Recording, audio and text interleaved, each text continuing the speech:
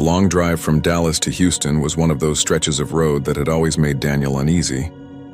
He had done it enough times to know where the gas stations were, where the police usually parked, even which exits seemed safest to pull over at night. But this particular night was wearing on him harder than usual. He had been on the road since late afternoon, work briefcase in the back seat, a thermos of stale coffee long gone cold in the cup holder, and his eyes starting to blur from the endless stripes of highway lines pulling him forward. It was close to midnight when the exhaustion won. He told himself he would stop just for 10 minutes, stretch his legs, maybe use the restroom, then get back on the road. The rest stop appeared like an oasis through the dark. It was one of those older Texas roadside stations, the kind built decades ago when traffic was lighter and safety less of a concern. A scattering of sodium lights illuminated cracked pavement, a row of vending machines humming under a shelter, and a low concrete building with public restrooms and a few benches outside. Beyond the lights was nothing but dark fields and tree lines, the kind of emptiness that made you acutely aware of how far you were from the nearest town. Daniel pulled his Camry into a space near the vending machines, put the car in park, and let out a long breath of relief. The first thing he noticed when he opened his door was the sound of the lights.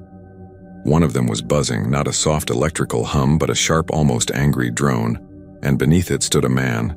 He was tall, at least 6'3", maybe taller, his shoulders squared under a heavy jacket despite the warm night.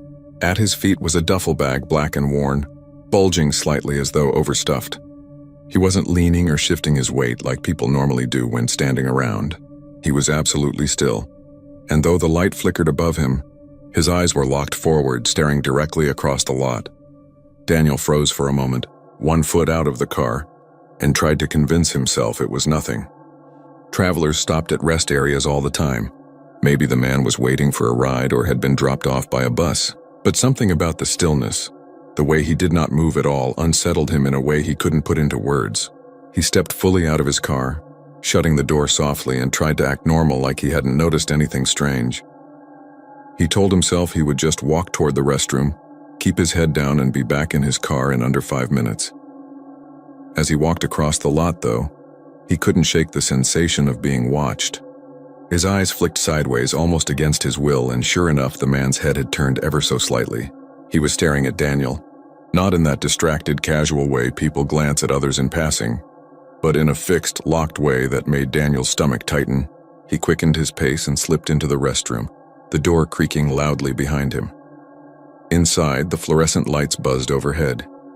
The smell of disinfectant poorly covering urine hit him hard, and the tiled floor was slick in places where a mop had left streaks. He stood at the sink, splashed cold water on his face, and tried to breathe.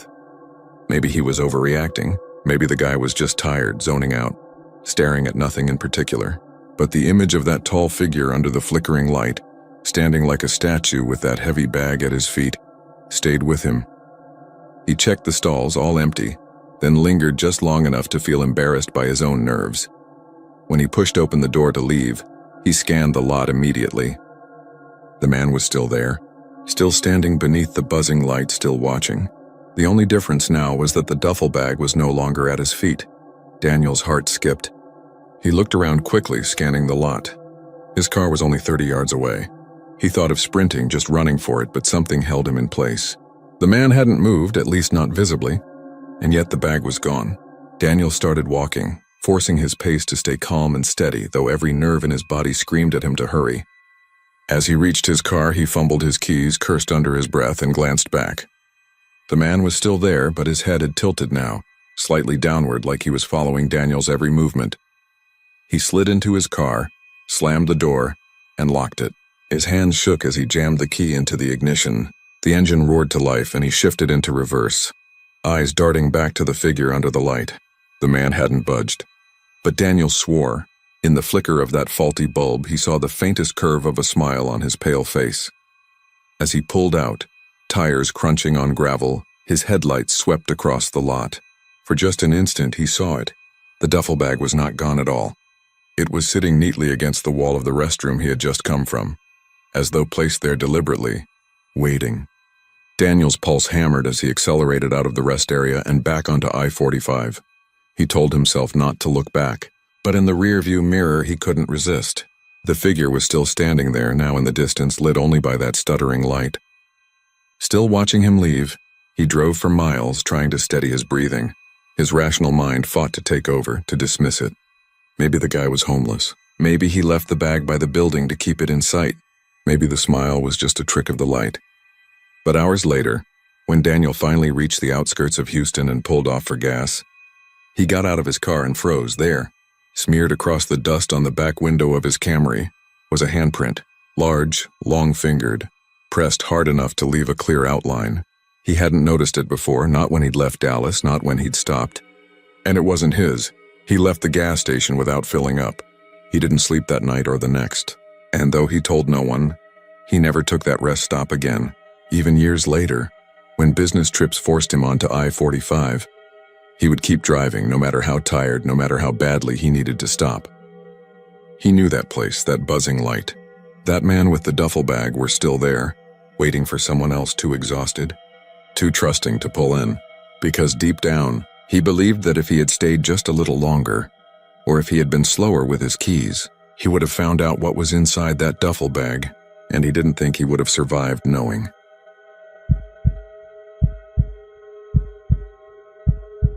She had been driving since dawn, the kind of drive that melts hours into a blur of highway lines and country music fading in and out on the radio. The Texas sun had worn her down, pounding the roof of the car until the air inside turned to heat she could barely chase away with the weak hum of the AC. By the time she rolled off the interstate outside Austin, her eyelids felt weighted, her body trembling in that way that warned her she might nod off at the wheel. She spotted a half-empty gravel lot beside what looked like an abandoned feed store. A faded sign swung crookedly in the breeze. The paint peeled to near nothing and weeds sprouted up between cracks in the ground. It wasn't pretty, but it was flat and empty. That was enough. She pulled in, killed the engine, and let the sudden silence press against her ears. The lot stretched wide and barren, only her little sedan parked near the back fence. Beyond that lay a field of brittle grass and a line of oak trees leaning in the distance like tired sentries.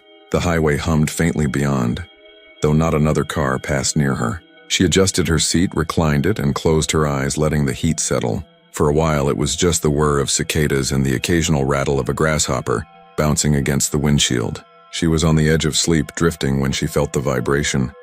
She cracked one eye open. A car was pulling in.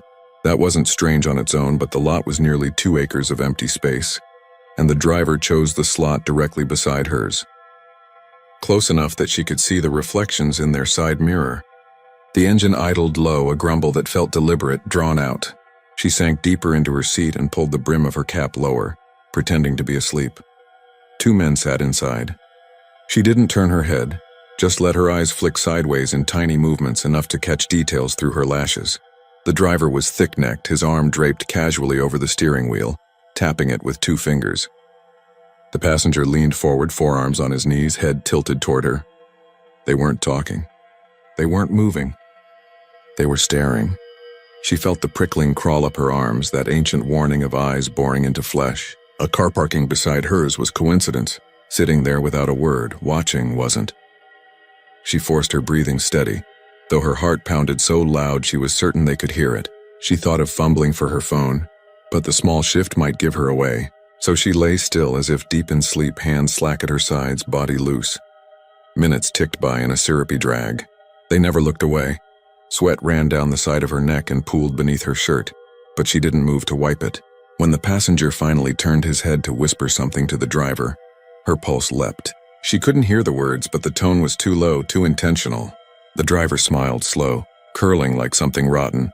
Her mind raced. If she started her car, she'd have to sit up, show she'd been awake all along. If she stayed, she might never leave this lot at all. She decided in a single taut second. Her hand slid to the keys, twisted fast. The ignition roared, shattering the thick quiet. She snapped upright and shifted into reverse. The men reacted immediately. The passenger jerked his head toward her, eyes locking in hard focus, while the driver jammed his gear into reverse too. Tires crunched against gravel as both cars lurched backward, hers jerky and panicked, theirs steady, purposeful. She swung the wheel hard, fishtailing out of the slot, her car scraping against a weed-choked curb before she straightened it and shot toward the exit. For a split breath she thought she might be free, but headlights flared in her rearview mirror. They had pulled out too, trailing close. She pressed the accelerator, gravel spitting under her tires, heart slamming against her ribs. The highway yawned ahead, empty but endless, and she merged with a screech, forcing her car faster than she'd driven all day. The other vehicle followed, hugging her lane, not overtaking, not falling back, just shadowing. Mile after mile stretched, the sun sinking lower, turning the fields copper. She tried to memorize details as they blurred past, thinking she'd need to tell someone later if there was a later. A rusted water tower with bullet holes punched through its side. A half-collapsed barn, red paint faded to gray. A mile marker she couldn't quite read through the sweat dripping into her eyes. Every detail a breadcrumb she might never get to scatter. She made a snap decision at the next junction, jerking onto a county road barely wide enough for 2 cars. Dust ballooned behind her, and for a second she lost sight of them. But when she checked again, they were still there, the dark outline of their car steady, relentless. The road twisted between empty pastures and mesquite thickets, no houses, no gas stations, just dirt and scrub. She realized with icy clarity that she had trapped herself. Her gas gauge glowed low, the warning light flickering like a threat. The thought of running out here, nowhere and no one for miles, tightened her throat. She pressed harder on the pedal, but the car shuddered in protest. An old machine pushed too far. She tried her phone, fumbling one hand from the wheel, but there was no service. Just the blank icon mocking her in the corner of the screen. The car behind flashed its brights once, twice, the light washing over her like a command. She gritted her teeth and swerved into the opposite lane, nearly clipping the ditch, her body buzzing with adrenaline. She couldn't outrun them forever. She knew that. When the first shape appeared on the roadside, she thought it was a trick of the light. A car parked facing the field, no driver visible. Then another farther ahead, and another. Each one angled in strange positions, some with trunks open, doors ajar, as though abandoned in mid-motion. All different makes, models, colors, but all left behind in the same careless sprawl. She slowed instinctively, confusion fogging her panic. That was when she noticed the stickers. Every one of them had a faded decal peeling on the rear window. A white outline of Texas, the words "Keep Austin Weird" distorted and weathered. She didn't remember seeing so many before, not in this stretch of nowhere. It was impossible.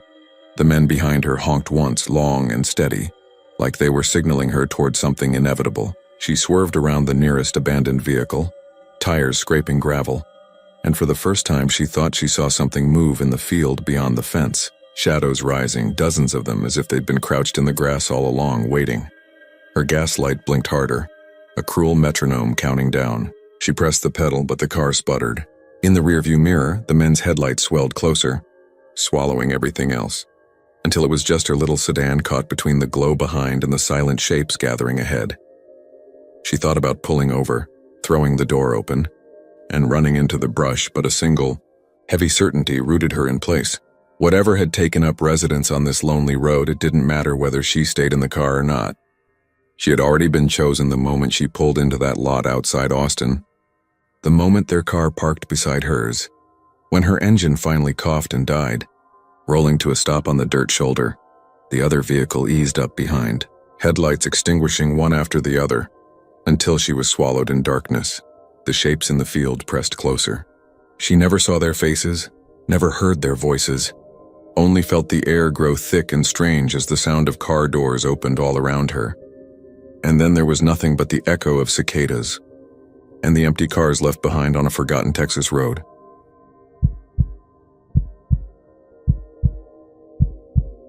The highway was nearly empty, just a stretch of blacktop cutting through the pines and low brush of East Texas. A storm had passed earlier, leaving the air thick and damp, and the ditches along the road shimmered with muddy water. The traveler, a man in his mid-40s with a beat-up Ford sedan and the kind of road-weary look that comes from long miles and cheap motels, pulled into the rest stop mostly out of habit. He had been driving since Houston, heading north toward Dallas, and his coffee had worn thin in his veins. The restroom sat squat at the far end of the parking lot, yellowed lights buzzing above its door. That's when he noticed them, sitting neatly just to the right of the entrance. A pair of white sneakers, the kind you'd find on a teenager or a young man, clean but placed with deliberate care, as though their owner had stepped out of them like slippers. The laces were still tied, tongues folded forward, waiting. He paused a moment, looking around the lot. There were 3 other cars, all empty, windows fogged from the rain. He figured someone had left the shoes there on a dare, maybe some kids pulling a prank, but something about the way they sat there, straight and undisturbed, gave him pause. He went inside anyway, the flickering fluorescent lights humming overhead, the smell of ammonia and wet tile filling the space. He relieved himself, washed his hands, and when he stepped back outside, the shoes were still there, silent and patient. He shook his head, muttered something about damn kids, and climbed into his car.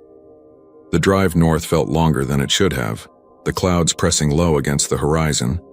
By the time he turned around for his return trip hours later, it was pushing midnight. He hadn't planned to stop again, but as he passed that same rest area, he felt the need to stretch, to breathe air that wasn't recycled through vents. He swung in, headlights sweeping across the empty spaces. The lot looked different now, emptier, lonelier. The light above the restroom door had gone out, leaving the entrance in shadow. And there they were again, those sneakers still placed just so, but this time their white canvas was darkened with wet, as if they'd been dragged through the mud. Though there hadn't been a single set of footprints around them before, he stepped closer, the gravel crunching under his boots, and saw that the soles glistened. The mud was fresh. Something in his chest tightened, a cold grip that whispered to him to leave it alone. Still, he crouched down, the damp smell of earth rising from the shoes, and noticed a detail that froze him. The mud wasn't just smeared across the soles. It had streaked up inside as though a foot had been pulled out of them while still mired in wet soil. The insoles were smeared dark, faintly damp. He straightened, his skin crawling, and glanced at the door. The restroom sat dark, its silence too heavy. He thought about leaving, about getting back into his car and putting as many miles between himself and this place as possible. But curiosity, that stubborn human itch, pushed him forward. He opened the restroom door and the stench hit him first. Something beyond urine and bleach, something sour and metallic. The lights inside flickered weakly, shadows jerking across the walls.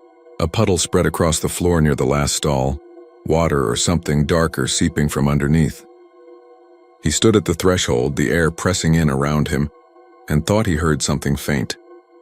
A whisper, maybe, or the drag of fabric against tile. He told himself it was the wind, though the night was still.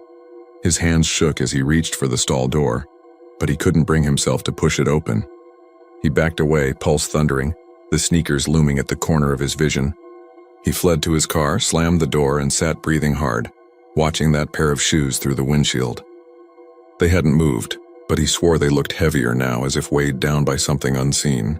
He drove off, tires spitting gravel, headlights cutting through the dark. But the road felt wrong, twisted. He kept glancing in the rearview mirror, half expecting to see someone sitting in the back seat, barefoot and dripping. Every shadow along the tree line seemed to move. Every shape in the ditch looked like a body half buried in mud. He told himself he was tired, that the storm and the road had gotten to him, but deep down he knew better. The shoes weren't abandoned. They were waiting, patient as death, for the next traveler who couldn't help but look too close. And somewhere, just beyond the edge of the headlights, something was walking barefoot through the night, keeping pace, leaving no footprints on the road.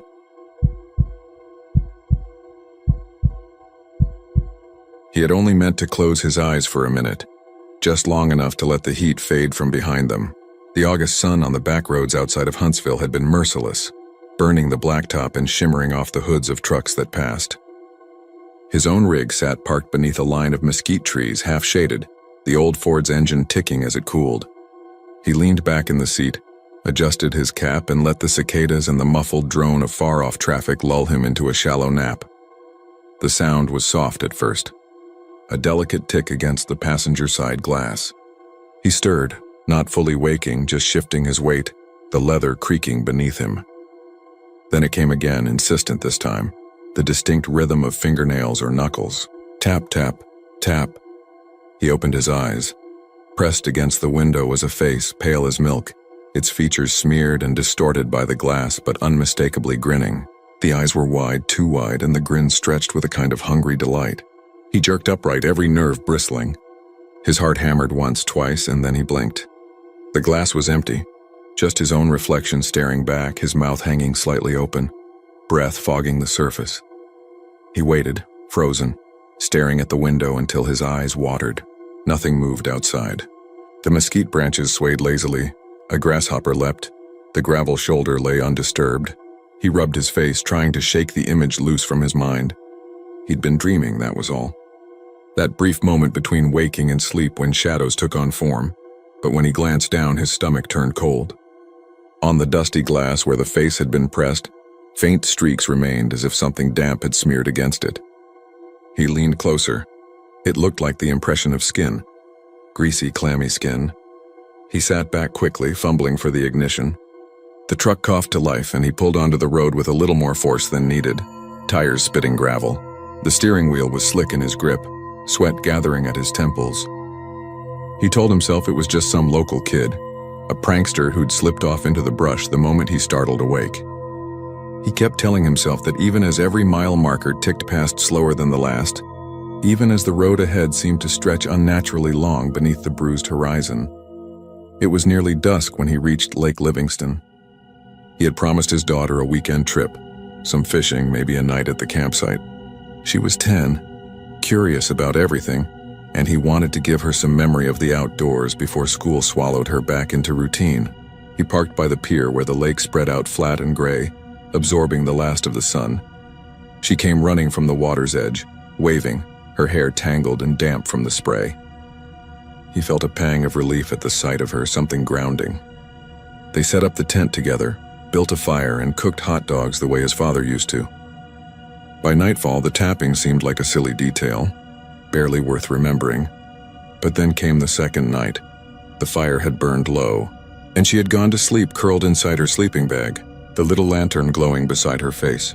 He stayed outside by the truck, leaning on the hood, staring at the black line of trees beyond the shoreline. The moon was swollen, yellow, and it hung heavy enough to show ripples across the water. That was when he heard it again. Tap, tap, against glass. This time it wasn't the truck.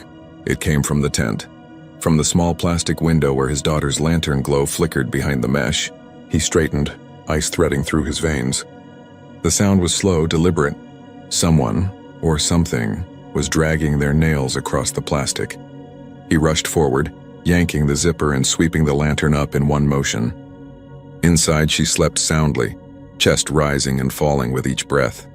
But on the plastic window, there were streaks, damp streaks in the shape of fingers pressed hard against the outside. He spun toward the trees. The shadows held their ground, dense and unmoving.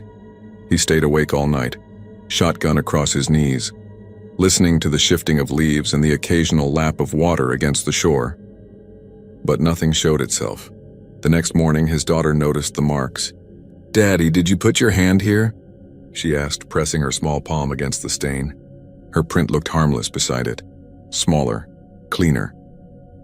He shook his head, said it was probably condensation, and changed the subject quickly. They fished, ate, tried to enjoy the day. But he kept catching her glancing at him, sensing his distraction. By evening, a storm rolled over the horizon, thunder growling like some massive throat clearing. He decided they would sleep in the truck. Safer that way, he told himself. Rain hammered the roof, drummed against the windshield. She curled up in the passenger seat, her head against his arm, and he wrapped a blanket around her shoulders. Despite the storm, she drifted off easily. He envied her for that. It was nearly midnight when the rhythm broke through again. Tap, tap, tap. His breath hitched. Lightning flared, illuminating the side window for a split second. And there it was again. The same face, pale and stretched, pressed against the glass, grinning wide enough to split the skin at the corners of its mouth. Its eyes glowed with reflection, bottomless black. He shouted, jerking upright, but when the thunder followed, the glass was bare again. Except this time the streaks weren't faint.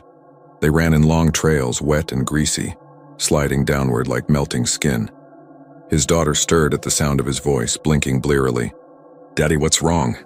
she whispered. He didn't answer. He couldn't, because in the reflection of her eyes, he swore he saw the face again, hovering just outside her window, waiting for him to look away. The storm raged on, but beneath it, the tapping never stopped. Would you like me to continue the story until it reaches a deeply unsettling final resolution? This would easily carry it past 6,000 characters with a drawn-out, chilling climax.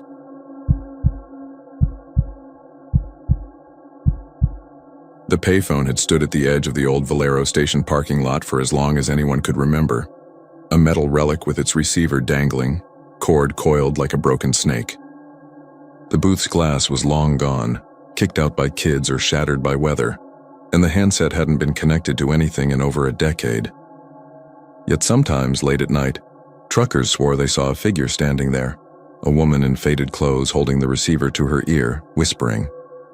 Most people in Cleburne laughed it off, chalking it up to tired eyes and nerves on the dark stretch of Highway 174. But it was 2 a.m. when I saw her, and there was no mistaking it. The station itself had been abandoned since the early 2000s when the owner, a man named Clancy, blew his head off in the office with a shotgun. Folks whispered it was because he'd been caught laundering money. Others said it was because his daughter had gone missing the year before, snatched by someone who pulled off the highway. Whatever the reason, the place rotted. Weeds pushed through cracked asphalt. The lights over the pumps long shattered, but the payphone still clung to the wall by the ice machine with a kind of stubbornness. No one touched it. Kids dared each other to pick up the receiver to put it to their ear. They said you'd hear someone breathing, or worse, someone whispering your name. I never believed it, but I wasn't the kind of man to linger either. That night I was driving back from Fort Worth, head foggy with too much beer and the long, flat miles of road stretching out. I pulled over at the Valero lot, figuring I'd smoke a cigarette and get myself steady before pushing on home. That's when I saw her, framed by the yellow glare of my headlights. She wasn't just standing there. She was pressed against the phone, receiver in hand, head tilted like she was listening to someone, and her lips were moving. She had long, dark hair that hung over her face, and her dress, if that's what it was, looked like it belonged to another decade. I froze, cigarette half lit, watching her. It's strange how the mind tries to rationalize. My first thought was maybe she was high, some drifter or runaway. But the longer I watched, the colder my skin got. She wasn't making random noises. She was whispering with intent, leaning closer and closer to the dead receiver like she couldn't hear what was on the other end. And then, as if she knew I was there, she stopped. Slowly, she turned her head, not her body, just her head, and looked at me. Her face was pale, stretched too tight across her cheekbones, and her eyes caught the light in a way I'll never forget. They weren't glowing, nothing silly like that. But there was something wrong about them, as if they weren't reflecting headlights at all, but something else. She smiled, slow and deliberate, and lifted the receiver toward me like an offering. I wanted to put the truck in gear and get the hell out of there, but I couldn't. My hands wouldn't move. It was like my body was waiting for something. I watched her mouth open wider, still whispering, and though the night was dead quiet, I swear I heard it. Faint, raspy words that didn't carry on the wind but burrowed straight into my ears. My name. She said my name over and over like she was trying it out, rolling it across her tongue. I stumbled out of the truck without knowing why, legs shaking, and before I realized it, I was halfway across the lot. She held the receiver out, dangling by its cord, and I reached for it. The plastic was cold, too cold for a Texas night, and sticky like it had been dipped in something rotten. I pulled it to my ear, and for a moment there was nothing. No static, no wind, no trucks on the highway. Just silence. Then breathing. Wet, shallow breathing, and a voice so low I almost couldn't make it out. She never left, it said. She's still here, waiting. My knees almost buckled, but I couldn't drop the receiver. It felt fused to my hand. The woman smiled wider, teeth yellow and crooked, and she pointed with a trembling finger toward the darkened convenience store. Toward the office where Clancy had blown his brains out. The voice in the receiver grew louder, sharper, like someone scraping glass across concrete. "Come inside." That broke me. I dropped the receiver and it swung against the wall with a hollow clatter. The woman's smile collapsed into something jagged, furious, her mouth opening too wide, her jaw stretching like it might snap. She let out a sound I can't put into words, something between a scream and the hiss of feedback from a busted speaker. And I ran. I don't remember getting into my truck, just the wheel under my hands, the engine roaring, tires spitting gravel as I tore down the highway. In the mirror, the payphone swung wildly and the woman still stood there, her head bent sideways at an impossible angle, watching me leave. For weeks after, I couldn't sleep without hearing that whisper. Sometimes I'd pick up my cell phone in the middle of the night and hear the same rasping breath on the other end, before the call dropped. One night, drunk and shaking, I drove back out to that Valero to prove it was in my head. The lot was empty. The payphone hung dead against the wall. No woman, no whispers. But the receiver was gone. just the frayed cord swinging in the breeze. 2 days later, I woke up at 2 a.m. to the sound of my house phone ringing. I don't even use the damn thing anymore, but it was ringing, shrill in the dark. Against every instinct, I answered, static, breathing, and then her voice, soft, wet, close. "Come outside." My porch light flickered. Through the blinds, I saw her, standing by the oak tree, holding the payphone receiver to her ear, whispering my name, and smiling.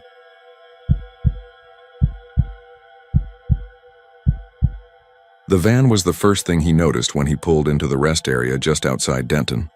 The lot was half lit by the weak sodium lamps overhead, their orange glow smearing shadows across the cracked pavement. Most travelers parked close to the bathrooms or the vending machines, but the van wasn't with the others. It sat back in the tree line, white paint dulled by dust, wedged almost deliberately between two clusters of oaks. No headlights, no plates, just the open side door gaping toward the lot like a mouth. He told himself it was nothing. Maybe someone had broken down and rolled it back there. Maybe they were sleeping, though it was strange to leave the door open if they were. He parked closer to the light and sat for a moment with his engine running, watching it through his windshield. The longer he looked, the stranger it seemed. Not just abandoned, not just forgotten, positioned. He could see the shadowy interior through the open door but couldn't make out shapes, only blackness too deep to belong to a simple cargo space. It seemed to swallow the glow from the lamps entirely. He got out of his car, stretching his legs after hours on the road. Texas highways had a way of dissolving into sameness, and by the time you reached Denton, you felt like you'd been driving in circles through endless flatness. The night air was heavy with cedar and the faint metallic tang of exhaust. The rest area was quiet except for the whir of insects and the occasional rush of a semi on the interstate beyond the tree line. He tried to ignore the van, heading toward the bathrooms, but he kept glancing back over his shoulder, each time expecting to see movement by that door. Nothing, just open, waiting.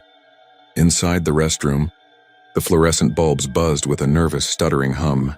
He splashed water on his face, checked the mirror, then froze. The door behind him stood slightly ajar, and through that crack he swore he saw the outline of the van's side door, as if the reflection were showing something impossible. He shook his head, told himself he was tired. When he stepped back outside, the van was still in the same place. For the first time, he noticed that all the windows were covered from inside. Not with curtains, but with something that looked like tacked-up cardboard or paper, except near the front passenger side window, where the covering had slipped just enough to leave a slit. He couldn't shake the feeling that an eye might be pressed there, watching. Back at his car, he tried to convince himself to drive away. He had another hour north to Gainesville, maybe 2 if he stopped again. But something kept him anchored. Curiosity, unease, maybe even responsibility. If someone was in trouble out there, what if a kid was locked inside or someone was hurt? He reached for his phone, thought about calling the sheriff's office, then stopped. What would he tell them? A van in the trees with its door open? They'd laugh him off. He told himself he'd just walk closer, just a glance to set his mind at ease, then leave. The gravel crunched under his boots as he stepped off the lot and into the dark fringe where the lamps faded. The oaks closed around him, branches rattling like bones in the night breeze. The van loomed larger now, a hulking block of white in the shadows. Its paint bore faint scratches as if it had been dragged through brush. The side door was open wider than before. He was sure of it. The blackness inside stretched deeper, impossibly deep, like a tunnel running back into the earth. A cold draft slid out from it, damp with a smell that made his stomach tighten. Mildew, copper, something animal. He took one more step and froze. From the dark inside came a sound. Soft, wet. A dragging noise, like something heavy being pulled across a hard floor. His heart stuttered. He tried to back away, but the van seemed to lean toward him, as if the trees themselves bent to press it closer. The slit in the cardboard at the passenger side window widened suddenly, not torn but pulled aside from the inside, and he saw nothing but a pale shape vanish before he could understand it. He turned and hurried back toward his car, forcing himself not to run, every instinct screaming that if he did, the thing inside would leap from that dark gap and catch him before he reached safety. He slammed his door, locked it, and started the engine. The headlights splashed across the trees, but the beam seemed to curve away from the van, leaving it untouched as if the light refused to fall there. He put the car in reverse, then drive, and shot back onto the highway without looking again. Only when he was 10 miles down the road did he glance into the rear view.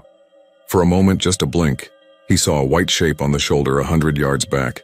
Too boxy to be a truck, too tall to be a sign. Then it was gone.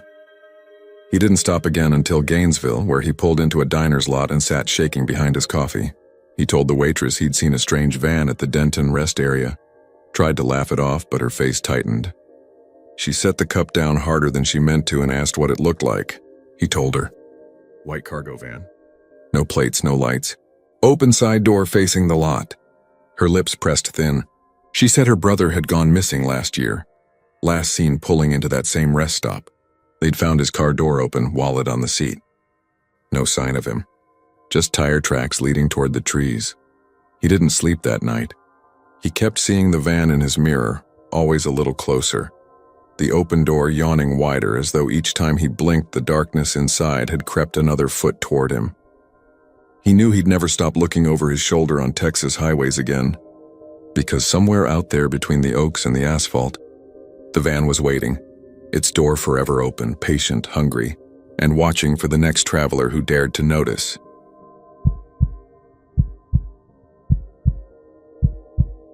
The night was dry and cold in that peculiar way Texas nights can be, the kind that carries the smell of dust and asphalt even when the wind is still. He had stopped at one of those highway rest areas somewhere between Waco and College Station, the kind with two bright lights buzzing over cracked pavement, vending machines that looked older than his first car, and a row of restrooms tucked under a concrete overhang. His bladder had been nagging at him for the last 30 miles. So when he pulled his old Silverado into the lot, he didn't even bother locking the doors. Nobody lingered out here except truckers and tired families, and it wasn't like anyone wanted what little he had inside. The place looked deserted except for a single 18-wheeler idling at the far end, its headlights off but engine thumping low like a mechanical heartbeat. He noticed the cab light was on, though he couldn't see anyone in the driver's seat. He rubbed his neck, stretching stiff muscles from hours on the road, and headed toward the restrooms. It was when he pushed through the door that he first heard it. A whistle, low and meandering, drifting on the stale bathroom air like smoke from a cigarette. It was an old tune, something his grandfather used to hum when they'd sit out on the porch in summer. He couldn't place the name but knew it came from a country song written long before he was born. The kind you only heard on AM radio if you turned the dial just right. He froze with his hand still on the metal handle, straining his ears. The sound wasn't coming from one of the stalls or even the urinals. It was faint, echoing like someone standing just outside the door piping the tune into the tiled chamber. He stood there a moment too long, heart beginning to pick up its pace. Finally, he shook himself, muttering that he was being stupid, and walked to the far urinal. The whistling didn't stop. It slid through the same notes again and again, no words, no break for a breath, just steady and thin. He found his hands trembling as he zipped up. When he turned toward the sinks, the sound cut off so abruptly it made him flinch. The silence was heavier than it had any right to be. He scrubbed his hands fast, eyes darting to the mirror, half expecting someone to appear behind him. Nothing. He forced a laugh at his own nerves and shoved the door open to the night air. The parking lot was still empty except for his truck and that semi. Only now his truck door was wide open. The driver's side door swung just enough in the light breeze to catch the glare from the overhead lamp. His stomach dropped. He could swear he had shut it.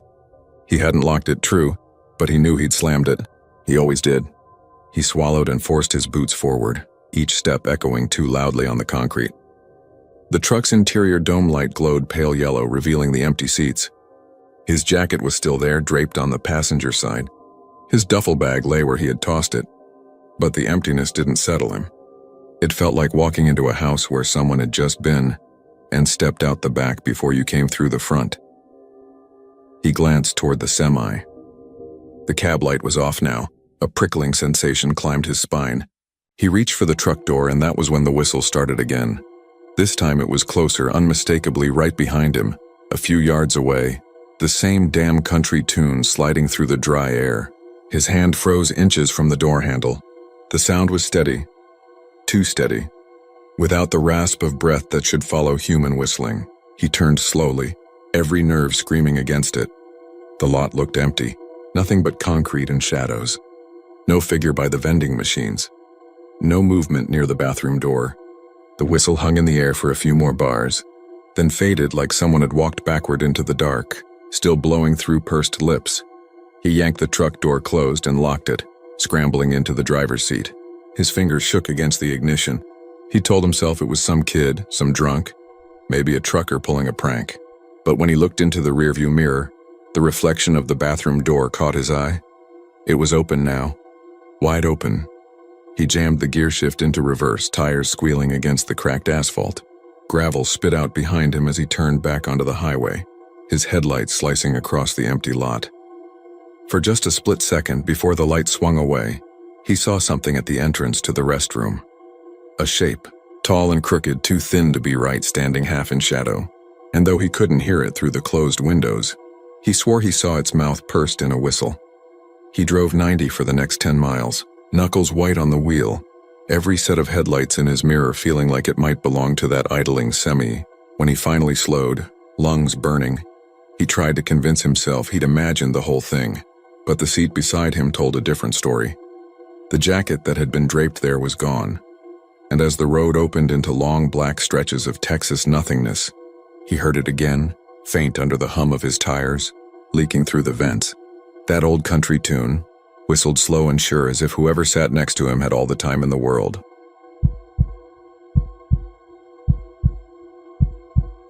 They had been on the road for almost 8 hours when the kids finally wore them down. The husband had suggested pushing through to Abilene, maybe grabbing a cheap motel, but the children were cranky, and the wife's voice had taken on that edge of weariness that signaled the end of discussion. They pulled into a rest area somewhere east of Sweetwater, one of those old stretches of concrete off I-20 with a handful of truck bays, a bathroom shack that looked older than it should, and a patch of grass with a couple of picnic tables. Beyond it, enclosed by a short, rusted chain-link fence, sat a tiny playground with a metal slide, monkey bars, and 2 swings dangling from their frame. It was close to 1 in the morning. The parking lot was empty except for a single 18-wheeler idling at the far end, its driver invisible behind the tinted cab glass. The children perked up immediately, pressing their noses to the glass when they saw the playground. Against his better judgment, the husband parked close, headlights washing over the slide before cutting out. The place was wrapped in that particular silence of West Texas nights, the kind where even the crickets seemed hesitant, the air so dry it seemed to hold its breath. The moon was fat and white, hanging low enough that shadows bent unnaturally long across the ground. The kids bolted out of the car, squealing, and the wife went after them, trying to hush their voices in the emptiness. He stayed behind a moment, stretching his legs, feeling the stiff pop of his knees, glancing across the highway at the dark nothing of mesquite and dirt. When he turned back, he froze. The swings were moving, both of them, perfectly in time as though pushed by an invisible set of hands, back and forth, creaking softly, the chains glinting in the moonlight. There was no breeze, not even a whisper. The grass around the playground lay flat and still, the air hot and heavy. He rubbed his eyes, then forced a laugh he didn't quite believe, telling himself the kids had jumped on and jumped off, that it was nothing more than the leftover momentum. But the swings didn't slow. They didn't stagger or fall out of sync. They kept the exact same rhythm, like 2 pendulums measured by a single clock. The wife called over her shoulder, something about the slide being too hot even in the night air. But her words trailed as she noticed the motion too. She stood still, one hand on their daughter's shoulder, and the girl tilted her head with a puzzled look. The boy, braver, ran toward them. "Don't!"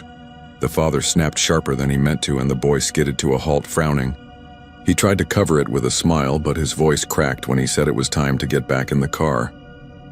Both kids groaned in protest, oblivious, but the mother took his tone seriously. She hustled them toward the car, though her eyes stayed locked on the swinging seats.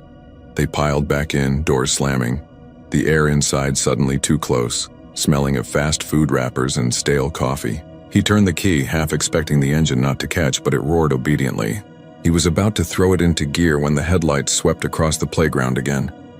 The swings had stopped, dead still, but on the far side of the fence, right at the corner where shadow pooled thick, something was standing. It was tall, too tall, thin as a fence post, with no detail except the gleam of what looked like a face tilted upward, pale as bone. The fence cut across its midsection, as though it were simply growing out of the ground. The figure didn't move, but every instinct screamed that it was watching them. He floored it. Gravel kicked up behind the tires as they shot back onto the highway. The wife twisted in her seat, but her voice was strangled. Not words, just a sound of disbelief. The kids blessedly hadn't seen. They squabbled about stopping again, about being cheated out of playtime, their complaints ordinary and small. He couldn't answer them. His hands were welded to the wheel, sweat slicking his grip. Every mile marker they passed seemed farther apart than the last, the black road stretching out like an endless ribbon with no other cars in sight. At last they reached the glow of Sweetwater's edge, a scattering of gas stations and motels rising like an island in the dark. He pulled into the first station, cut the engine, and sat there, chest heaving, unable to explain. His wife wouldn't look at him. She had both arms wrapped around herself, staring at nothing. The kids were drowsy now. Their whining faded into half-hearted bickering. For a moment he thought maybe they could pretend it hadn't happened, chalk it up to exhaustion, a trick of the night. But then his daughter, soft as a whisper, said, "Who was the man pushing the swings?" And in the silence that followed, the cicadas outside seemed to grow deafening, drowning every attempt at denial. He told them to shut up, harsher than he'd ever spoken, and started the car again. They drove on without stopping, the desert stretching empty all around them. And though he didn't check the mirrors, he felt certain that if he did, he'd see those swings moving perfectly in time, just beyond the reach of the headlights.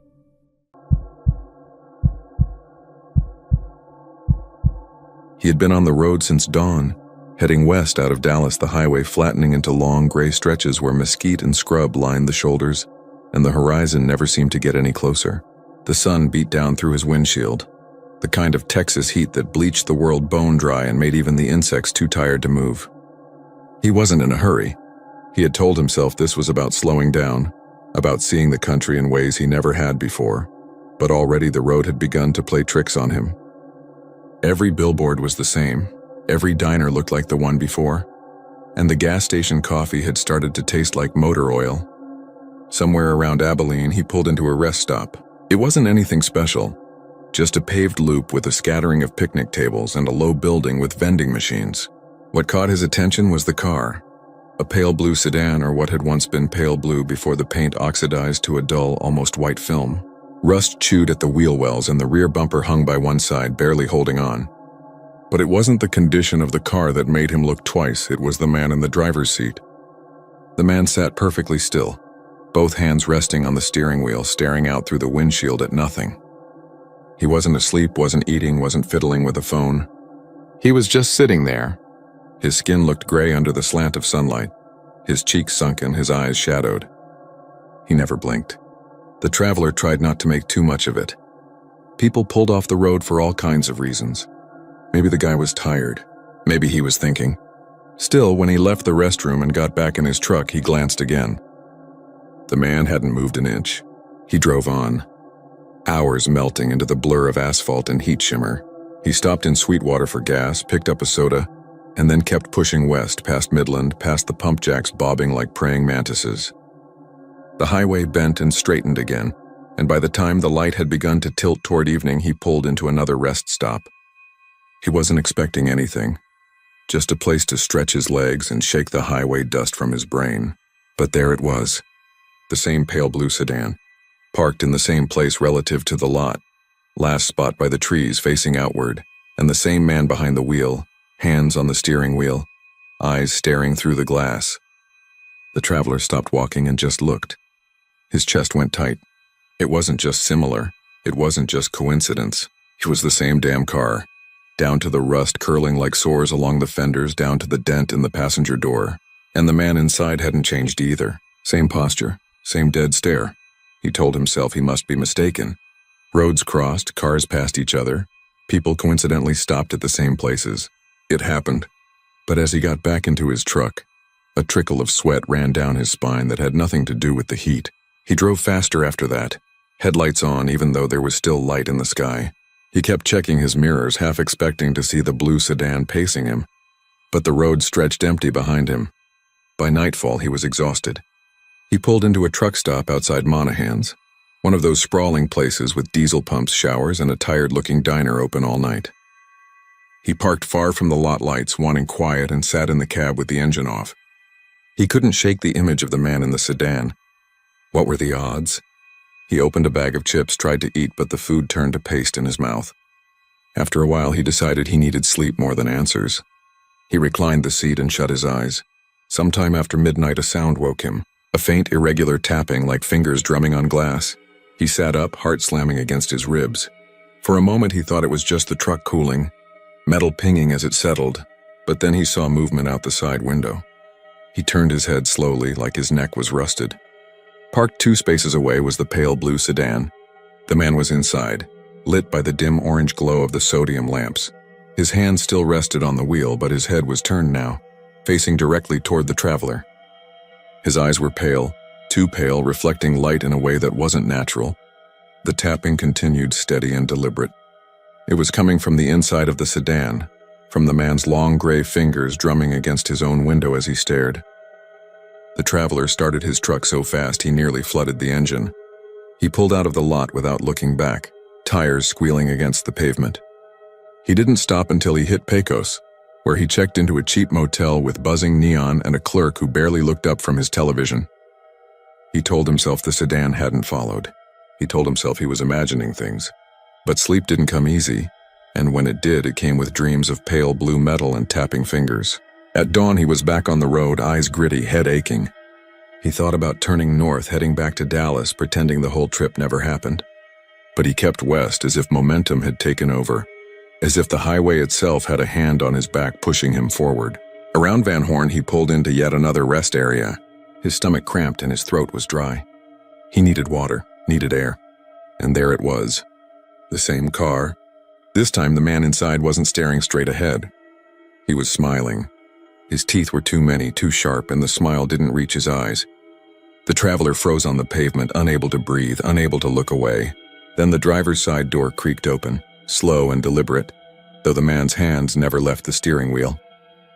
The door swung wide into empty air.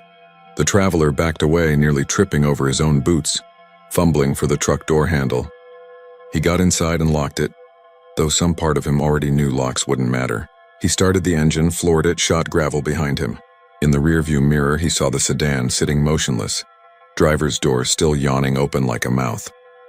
He drove until his eyes blurred, until his knuckles ached from gripping the wheel. He made it all the way to El Paso before pulling into another motel. He checked in, bolted the door, pulled the curtains tight. He sat on the bed, shaking, trying to think of who he could tell. Who would believe him? He considered calling his brother, but what could he say? I saw the same car twice, 3 times. The same man inside. He's following me. He's not human. He didn't sleep that night either. And just before dawn, when he finally stood and dared to peek through the curtain, he saw it. Parked in the far corner of the lot, pale blue and patient. The man inside waiting, smiling now, his teeth shining like knives in the half-light. The traveler checked out before sunrise. He left the key on the counter without a word. He didn't get back on the highway. He didn't head west or east. He just drove. Any road, any direction, as long as the sedan wasn't in front of him. He drove into desert and scrub, into places where the map turned blank. He drove until the tank was almost empty and the sun stood high. And when he finally slowed, when he finally dared to breathe, he realized the road had looped somehow. Impossibly. Up ahead, in the last space by the trees of a lonely rest stop, sat the pale blue sedan. The man inside turned his head as the truck approached, his smile widening, his fingers lifting from the wheel in a slow, deliberate wave.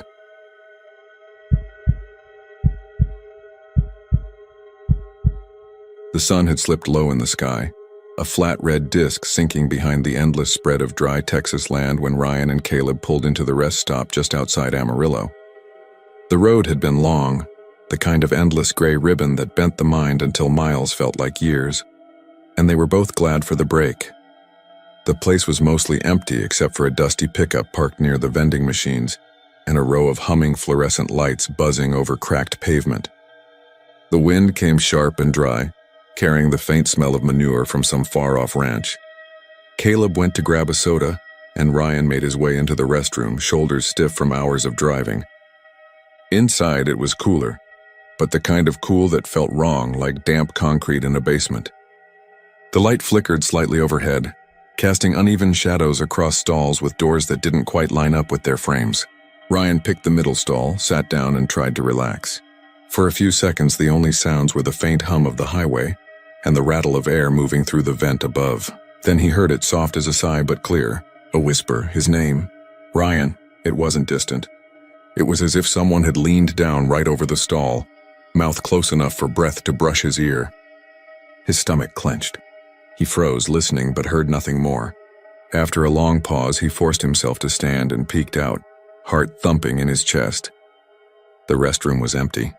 The row of urinals stood untouched, the other stalls open and bare. He tried to laugh it off, but it sounded weak even to his own ears. He washed his hands, staring at his reflection in the mirror. For a split second, he thought he saw another shape standing behind him, a tall blur in the corner of his eye, but when he turned, there was nothing there but the peeling cinder block wall. When he stepped back outside, Caleb was leaning against the car, sipping his soda. Ryan tried to keep his voice steady as he asked, "Hey, did you come in the bathroom just now?" Caleb looked puzzled. "No, why?" Ryan swallowed. "I thought I heard something. Someone said my name." Caleb chuckled nervously. "You sure you're not just tired, man?" "Maybe," Ryan said, but his voice lacked conviction. They got back on the road, the highway stretching ahead like an endless scar under the bruised purple of the evening sky. Ryan kept glancing at the mirrors, half expecting to see someone sitting in the back seat, but it was only the shadows. Still, he couldn't shake the sound of that whisper, the intimate certainty of it, as though whoever had said it had known him for years. Hours later, when they pulled off into a small motel on the outskirts of Amarillo, Ryan still felt a nervous tightness in his chest. The room smelled faintly of mildew and cleaner, the kind of mix that clung to budget motels across the state. They each claimed a bed, switched on the TV to some late-night preacher shouting about fire and salvation, and tried to relax.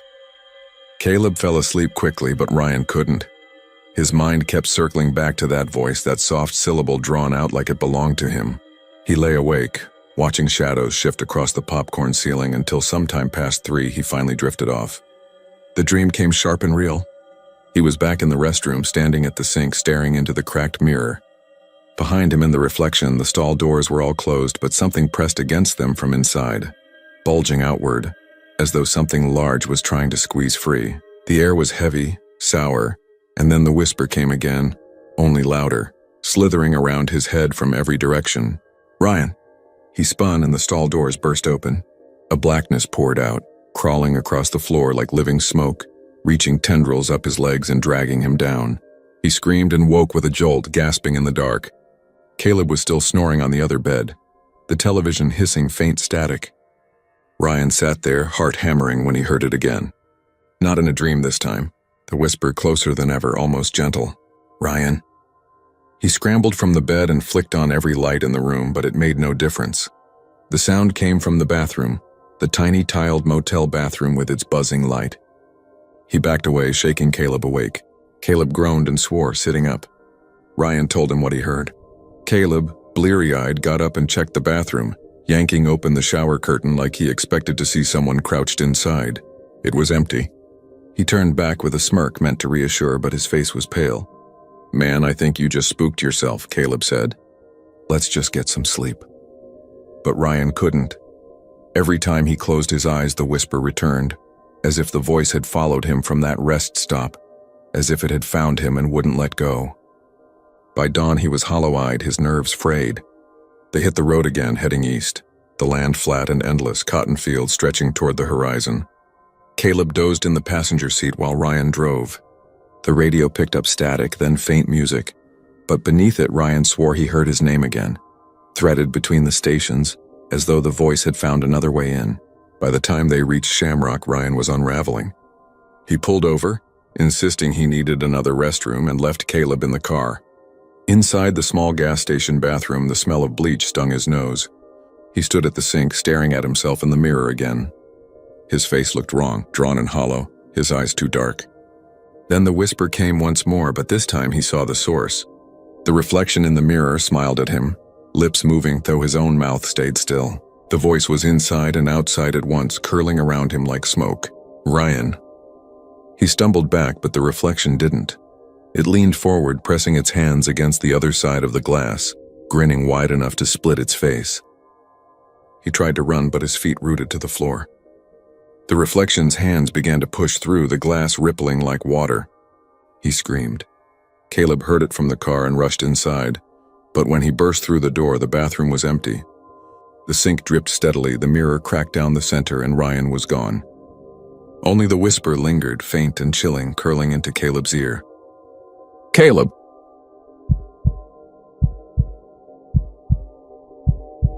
The truck stop off Highway 87 had seen better days. It wasn't much more than a pair of cracked diesel pumps, a flickering sign with half the letters burned out, and a cinderblock building with a coffee machine that groaned every time it spat out something resembling coffee. The lot stretched wide under buzzing floodlights, half of them dead, the other half casting cones of light that left darker shadows than if there had been no light at all. A row of dumpsters sat against the back fence, their lids propped open, black trash bags spilling out like intestines. The air smelled of oil, rotting food, and the sweet chemical sting of diesel. Clay Maddox had been driving rigs for 20 years, and he'd learned to ignore the unease that creeps in at lonely stops like these. But that night, bone-tired and buzzing from too much gas station caffeine, he felt it stronger than usual. He parked his 18-wheeler, climbed down with his trash bag, and made his way to the dumpsters. His boots crunched gravel. The only other sound was the hum of his truck's cooling engine and the distant whine of cicadas. He slung the bag into the nearest dumpster, the crash echoing louder than it should have. He turned to head back to his cab, but something caught his eye. Something low and unmoving behind the farthest dumpster. At first he thought it was another bag that had split open and slumped against the metal.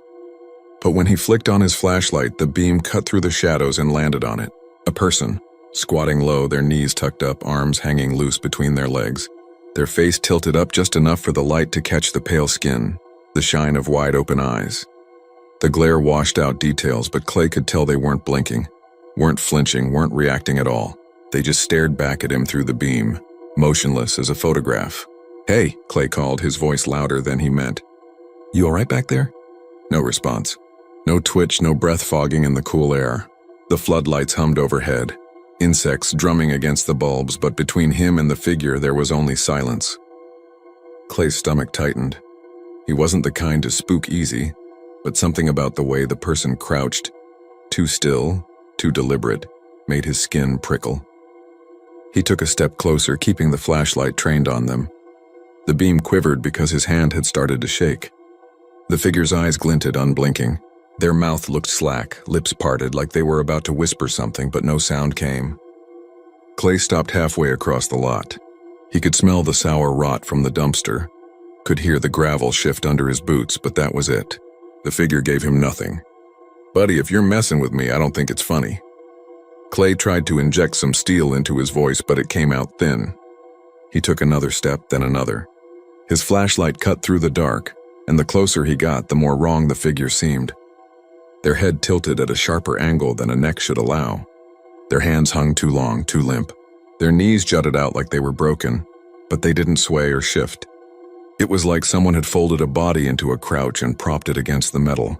Clay stopped 10 feet away. He realized he couldn't hear his truck anymore, couldn't hear the cicadas, couldn't even hear the wind. It was as if the whole world had hushed, waiting. He felt the urge to back away, to run, but his boots stayed planted. He forced himself to swallow and lifted his light higher, trying to get a better look. That's when the thing blinked. Not slow, not natural. It was a snap, a shudder, too fast and too sharp. Clay stumbled back, his heart hammering. The thing's mouth stretched wider, a smile or a grimace, and he thought he saw teeth. Too many, too white in the dark. The air seemed to press against his ears, heavy and close. His hand jerked and the flashlight beam swung wild across the lot. When it landed back, the figure was gone. Clay froze. He swung the light left, right, along the fence, across the gravel. Nothing. The space behind the dumpster was empty. His breath came ragged, loud in his ears. He took another step back, then spun and half ran to his truck. His boots slipped on the gravel, his chest tight, but he didn't dare look behind him. He yanked open the cab door, scrambled inside, and slammed it shut. For a moment he just sat there, chest heaving, staring at the steering wheel as if it could anchor him. Then came the sound, a scrape, soft at first, from the far side of the cab. Metal against metal. Clay turned his head slowly, heart in his throat. The passenger side window was black, the floodlights too far to cut the glare. But in that blackness pressed against the glass, he saw the pale oval of a face, eyes wide, mouth slack, breath fogging the inside of the glass though the window was shut tight. The same crouched figure folded into a shape that shouldn't fit against the door watching him. Clay's scream choked in his throat. He fumbled for the keys, jammed them into the ignition, and turned. The engine roared, headlights cutting across the lot, but the figure didn't flinch. It just stayed there, eyes locked on his, lips parting wider, teeth pressing against the glass. Clay slammed the truck into gear and tore out of the lot, tires spitting gravel. He didn't look back, not once. Not until the truck stop was a dim glow in his mirrors. He drove until dawn, until the sun bled across the flat Texas fields and the world felt real again. But even then, when he pulled into another station hours down the road, he couldn't bring himself to get out and dump his trash. The bag sat heavy in the passenger seat, and every time he glanced at it, he thought he saw the faintest fogging on the window beside it, as if someone were still sitting there, crouched low, watching.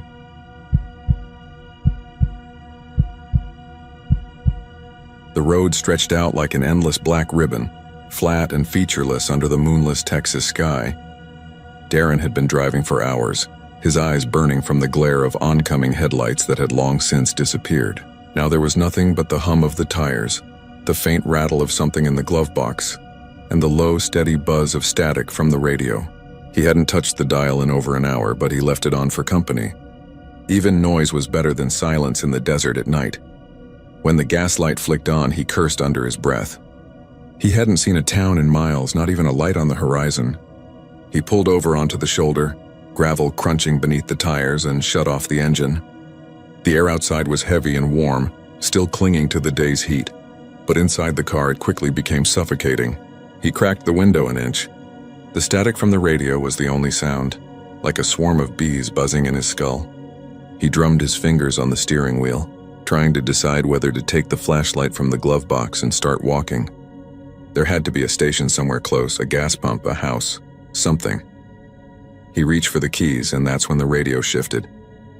The static thinned, almost like it was being pulled away, replaced by a faint hiss. Then a voice emerged, weak and broken, as if clawing its way up from the bottom of a well. "Don't get out." Darren froze. The voice was clear, male, low but insistent. He looked at the dial, still set between stations, the red needle floating in no man's land. Static roared again, then quieted. "Don't get out of the car." He leaned closer, his heart beating harder. "Hello?" His voice sounded strange, small, swallowed by the dark around him. The radio crackled, sputtered, then settled again. "They're out there," the voice whispered. "If you open the door, they'll see you." Darren's breath caught in his throat. He twisted in his seat and peered out the window. The night was absolute, the kind of black where the horizon vanished. He couldn't see the road anymore, just the faint white gleam of his own headlight stretching 10 yards ahead. He thought he saw something move beyond the beam, a flicker of shadow against shadow, but when he blinked, it was gone. He grabbed the ignition and turned the key. The engine coughed, sputtered, and died. He tried again. Nothing but a dull click. The battery had drained faster than it should have. His throat went dry. The voice on the radio returned, stronger this time. "They're waiting. Who's waiting?" Darren demanded, though his voice cracked. "Who the hell are you?" The static surged, drowning out the words, then broke into a burst of laughter. Not human laughter, but something distorted, too high-pitched and too long. It faded back into silence, and Darren realized he was gripping the steering wheel so hard his knuckles were white.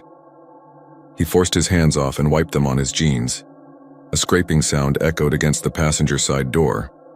It was faint, like fingernails dragging over metal. Darren jerked toward it, his pulse hammering in his ears. Nothing, no one, just the empty desert. Then the sound came again, higher, right against the glass this time. He leaned forward, staring out into the black, and saw it, a handprint on the window. Not pressed from the outside. No, the streak was smeared from the inside across the glass, just inches from his face. He scrambled back, slamming into the driver's door so hard his shoulder ached. The radio crackled again. The same voice, calm, almost soothing now. "They're inside."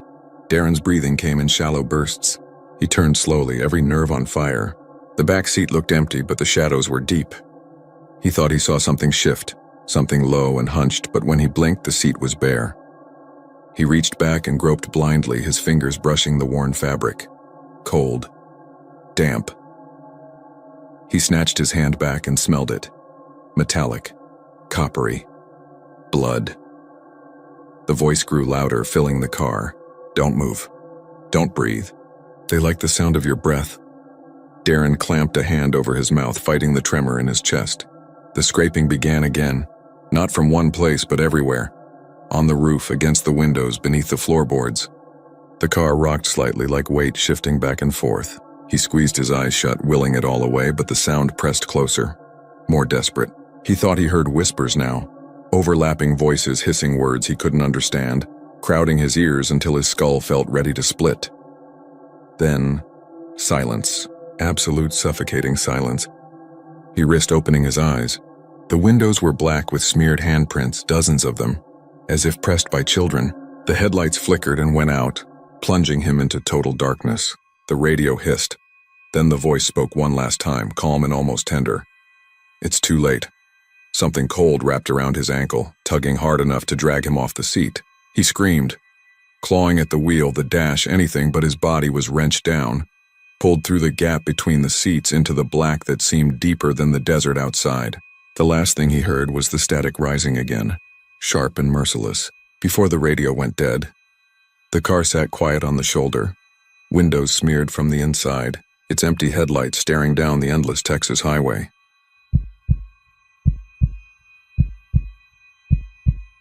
The man had been driving since dawn, the desert highway stretching on forever with only the occasional distant billboard breaking the monotony.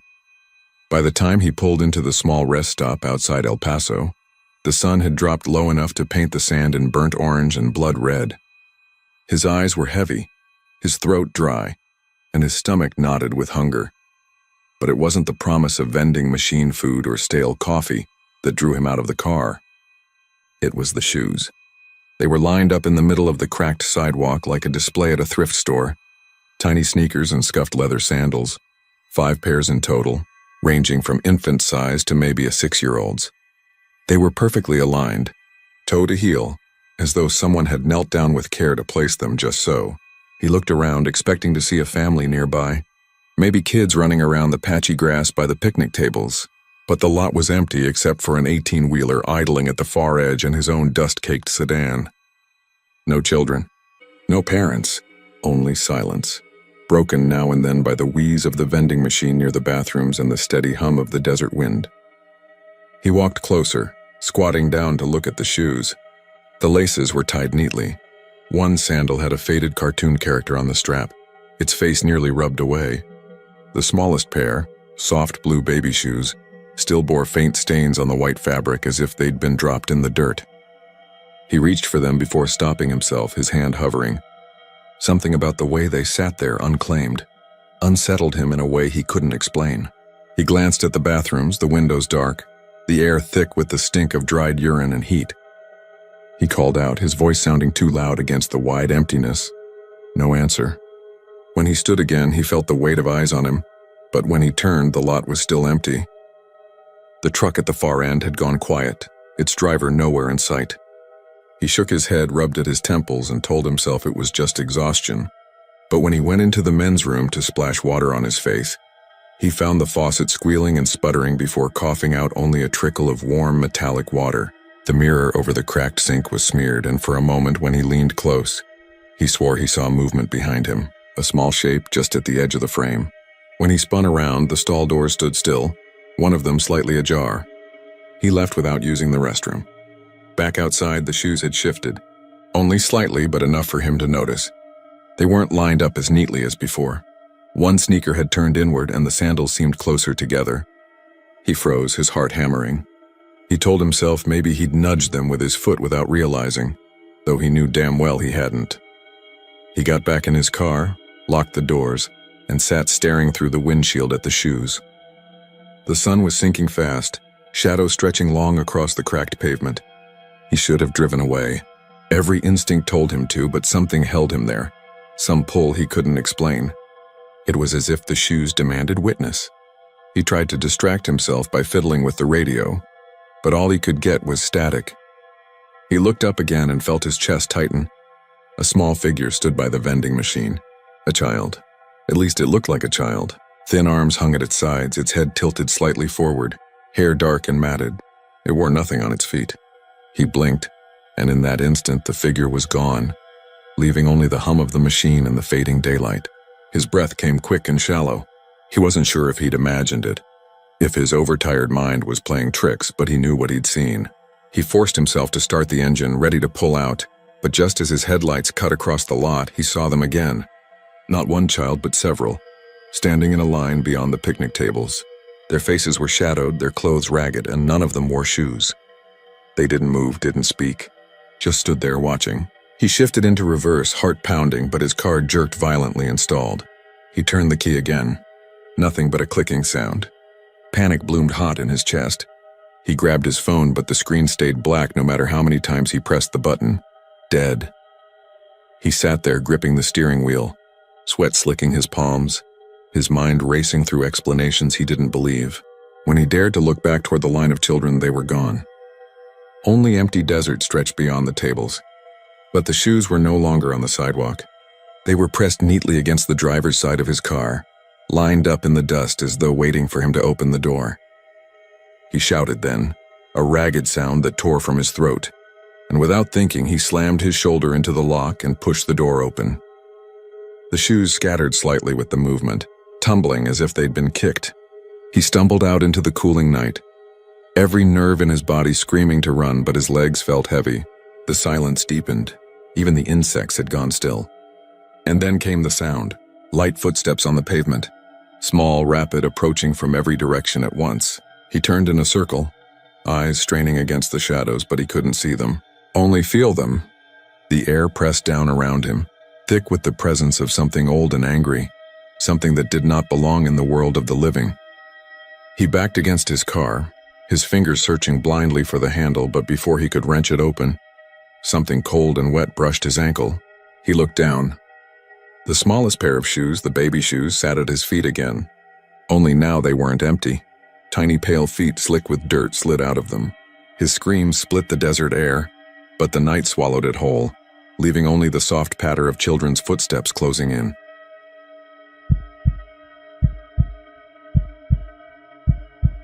The rest stop was nearly empty, the kind of place you only pulled into when the stretch of Texas highway ahead blurred into a mirage, and the coffee in your veins had long since turned bitter. Dawn was just beginning to scrape a line of pale light across the flat horizon, when Rachel eased her SUV between two faded yellow lines and killed the engine. Her bones ached from the drive, a road trip she had promised herself would help clear the static in her head after her divorce. But all it had done so far was remind her how wide and lonesome this state could be. She took a breath, unbuckled, and was reaching for the door when she noticed the sedan. It was a 90s model, dull blue with peeling paint, its hood flecked with rust. The car sat idling beside her, the engine low and steady, the faint vibration carrying across the cracked asphalt. Its headlights were off, but its taillights glowed faintly like tired embers. That alone wouldn't have been strange. People slept in their cars at rest stops all the time. But Rachel leaned and peered through the driver's side window. There was no one inside. Not in the driver's seat, not in the passenger seat, not even the back. The wheel turned faintly left and right as if tugged by invisible hands, a restless twitch that made her throat tighten. She told herself there had to be a reasonable explanation. Someone had left it running to keep the air conditioner blowing, maybe. Someone had gone into the restroom or was out walking a dog. But when she glanced toward the rest stop building, the bathrooms were dark, their doors chained shut with a rusted padlock. The vending machines that lined the wall were unplugged, screens dead. There was no sign of a dog, no sign of movement at all. Just the blue sedan humming away, waiting. Rachel tried to shake it off. She was tired. Her nerves were frayed, and staring too long at anything in the half-light of morning could make it strange. She climbed out of her SUV and stretched, her sneakers crunching on gravel. The air was heavy with the smell of hot asphalt and something faintly metallic, like blood on pennies. The sound of the sedan's motor was constant, a drone that sank into her ears until it seemed louder than her own breath. She walked toward the rest stop picnic tables, thinking maybe she'd sit for a minute, sip some water, calm down. But the further she stepped from her car, the stronger the pull to turn around became. When she finally looked back, the sedan's driver's side door was wide open. She hadn't heard it unlatch, hadn't heard hinges creak, but it gaped now as though inviting her to climb inside. The idling grew louder, deepening into a guttural rumble, and the taillights flared brighter. Rachel froze. Her heart thudded against her ribs, her mouth dry. Every rational part of her screamed to get back in her SUV, start it and drive, but her feet felt rooted. There was something wrong here, something that bent logic. She thought of her ex-husband, of his half-mocking voice telling her she spooked too easy, that she always saw ghosts where there were none. She clenched her fists, forcing herself to move, to walk slowly back toward her vehicle. As she passed the open door of the sedan, she caught sight of the dashboard. The radio was on, but no music played, just a low whisper, garbled words that bled in and out of static. Her skin prickled as she realized the whisper wasn't random. It was speaking her name, over and over in a cadence that sounded like her father's voice, though he had been dead for nearly 10 years. She bolted for her SUV, yanking the door open and fumbling with the keys. She locked the doors, jammed the key into the ignition, but when she turned it, nothing happened. The engine refused to catch. The dashboard remained black, her headlights dead. Behind her, the sedan's whispering grew clearer, louder, now layered with voices she recognized. Her mother, her ex-husband, her college roommate who had drowned one summer at Lake Whitney. Their tones blended into one long command, "Come drive." Her eyes darted to the rearview mirror. The sedan had rolled closer, though she had not heard the tires move across the pavement. It idled inches from her bumper now, its empty cabin illuminated faintly by the glow of the dashboard. The open door creaked as though stirred by a phantom wind, rocking back and forth. Rachel's breath came ragged. She shoved her keys into her bag, grabbed her phone, but when she hit the power button, the screen remained black. No signal, no light. She was trapped. The sedan's engine roared suddenly, so loud it rattled the rest stop sign, and her SUV shuddered as if pushed by unseen hands. Desperation took hold. She flung her door open and ran, bolting past the picnic tables, past the chained restrooms toward the open stretch of highway. Her sneakers slapped against the asphalt, lungs burning, but the roar followed her.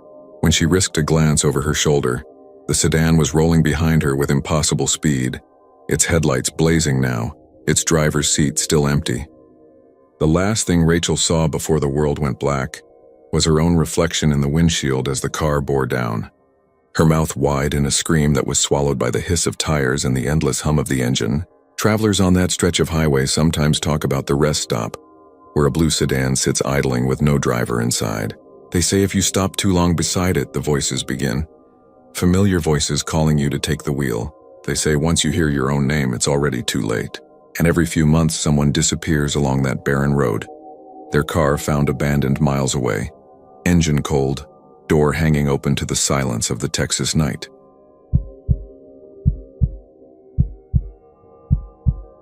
The road through central Texas stretched like a vein under the late afternoon sun, dry and empty, its edges lined with mesquite and the occasional gas station clinging to survival.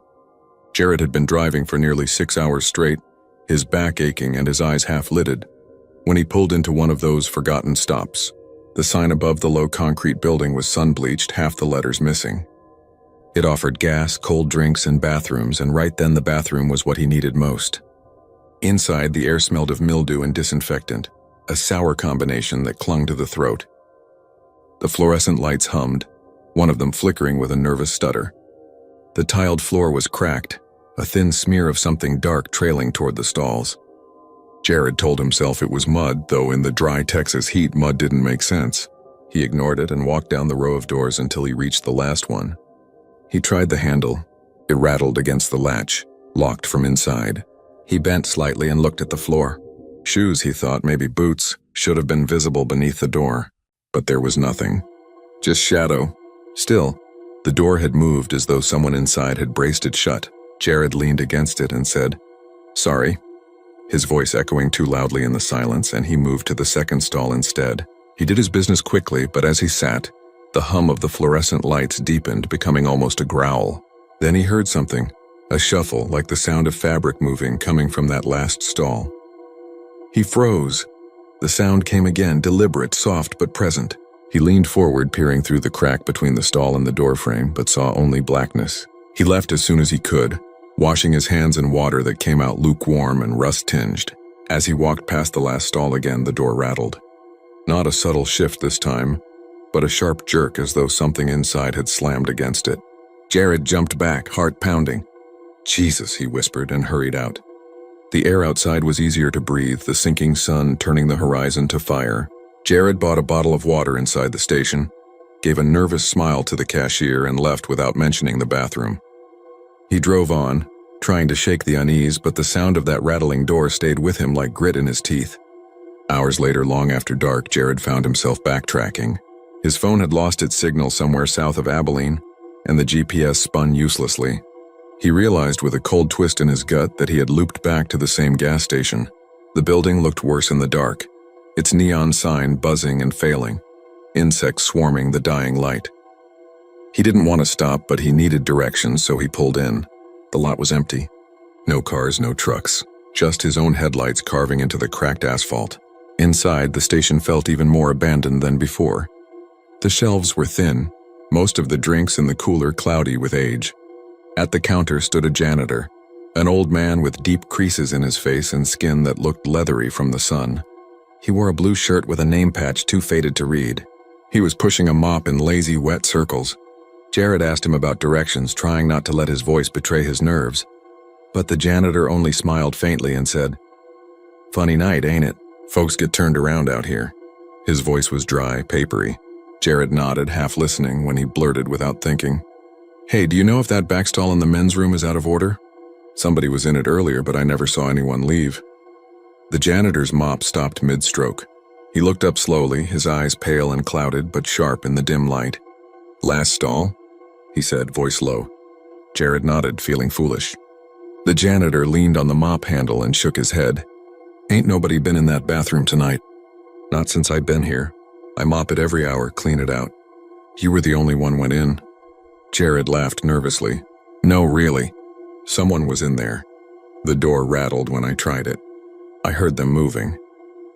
The janitor's lips curled, not into a smile, but something grim, a shape of memory. He said, "You saw the mud on the floor?" Jared stiffened. The janitor nodded at his silence. "That ain't mud. Been there for years. Won't clean off. Nobody uses that stall. Not anymore." He leaned in slightly, lowering his voice.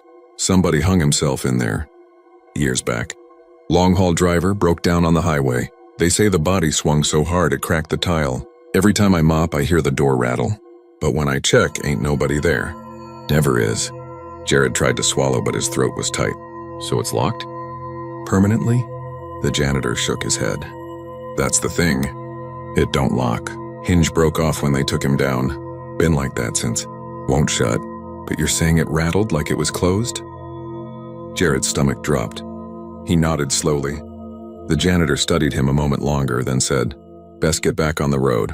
Some places don't want visitors after dark." Jared left without another word, though he could feel the janitor's gaze following him. He climbed into his car and turned the key, but before he pulled away, his eyes drifted toward the bathroom door. It stood at the far end of the building, metal and scarred with rust, light spilling from the crack beneath it. As he watched, the door moved, just a little, as though something inside pressed against it. Then it rattled, hard enough to echo into the night. Jared's hands tightened on the wheel. He drove off, the sound following him into the desert dark, rattling in his ears long after the gas station lights had faded. Somewhere down the highway, hours later, he stopped again to rest. He leaned his head against the steering wheel, exhaustion pulling at him. He closed his eyes, but when he opened them again, he was no longer in his car. The smell of mildew was thick, the fluorescent hum above him loud. He was standing in that bathroom, the row of stalls ahead. The last one shut tight, rattling with a slow, steady rhythm. He tried to turn, to run, but his body wouldn't move. The door creaked, the latch sliding.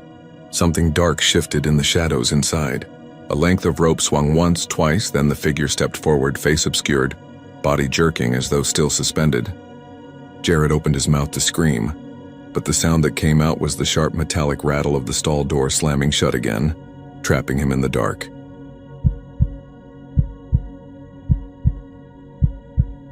The picnic table was one of those old concrete ones, rough under the elbows, carved with initials, scorched in places where people had once built fires too close.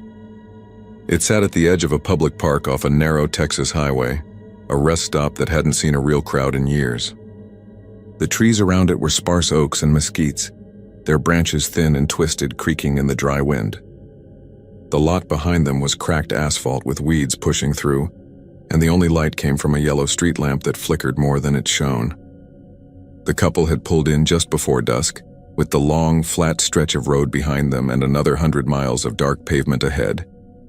They unpacked their sandwiches, the cooler, the bag of chips, and sat across from each other at the table, trying to pretend the place wasn't as dead and forgotten as it felt.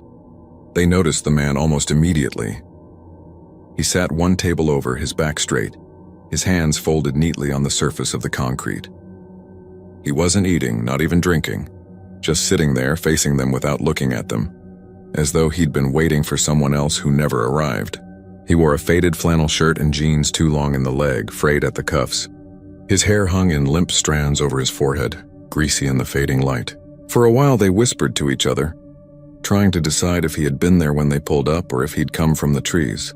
Neither of them had seen him walk in, and that unsettled them more than his stillness. They decided not to stare, kept their voices low. She kept darting glances, though, and every time his posture was the same, still silent, patient. Something about him being there, in a place so empty, bothered her. Rest stops like this weren't meant to hold strangers. They were supposed to be abandoned except for the occasional traveler like them. After a while, she turned to get something from the cooler, just a second of rummaging, and when she turned back, her husband was staring at the empty table beside them, his face pale. The man was gone. She twisted in her seat, scanning the trees, the lot, the distant shimmer of highway. There was no sign of him. The bench where he'd sat was empty, though she swore she could still see the damp patch where his hands had rested, dark against the concrete. She asked where he'd gone, but her husband shook his head, said he hadn't seen him move. One moment he was sitting there, and the next he wasn't. The silence around them seemed heavier after that, as though the insects had gone quiet, the trees holding their breath. They packed up quickly, food still half-eaten, cooler lid snapping shut harder than it needed to. Neither of them wanted to say it, but they both felt the same thing. He hadn't walked away. He had simply vanished. They drove off, headlights sweeping across the park as they turned out, and in that brief wash of light she thought she saw someone sitting back at the table again. She didn't tell her husband. She didn't need to. He was gripping the wheel too tightly, eyes locked straight ahead, and she knew he'd seen it too. The highway stretched on flat and empty, the sun bleeding down into the horizon, and darkness swallowing the scrubland. After 20 minutes, they started to feel better, but then she noticed something strange in the side mirror. A shape sitting upright in the bed of their truck, the same stiff posture, the same pale outline of shoulders and head. She told herself it was just the shadows, but the longer she watched, the less she believed it.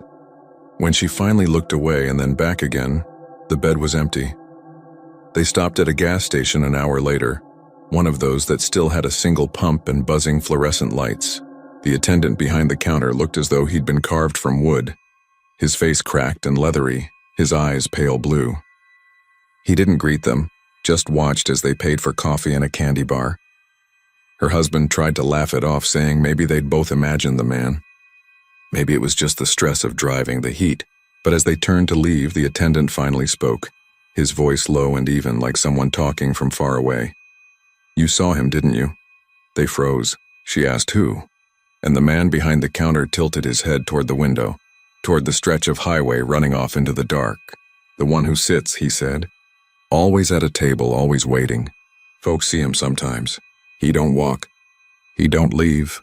He just sits. If you turn your head, he might not be there, but he follows. He's been on this road longer than I've been alive." Her husband muttered something about local stories, folklore, and hurried her outside, though she could see his hands shaking.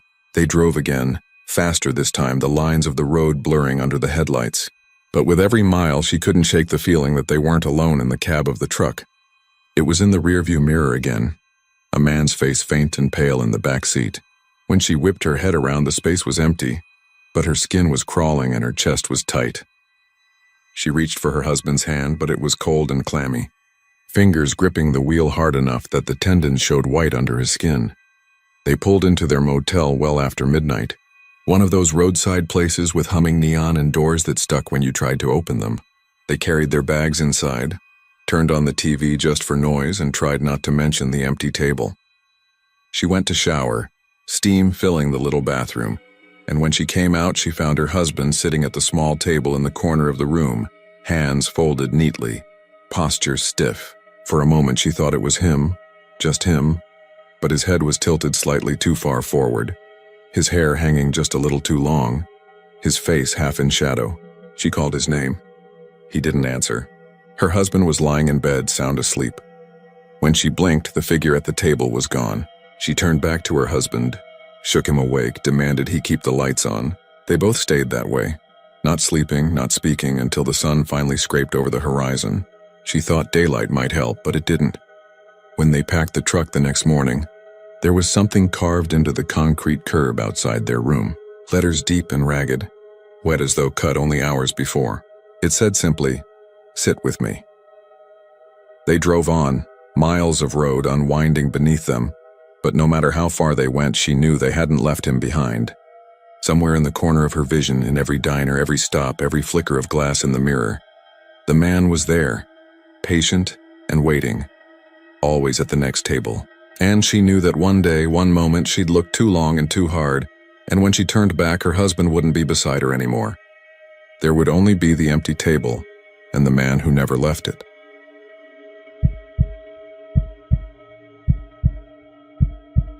The lot behind the old truck stop had been empty for years, a rectangle of cracked asphalt with weeds sprouting through it like stubborn veins.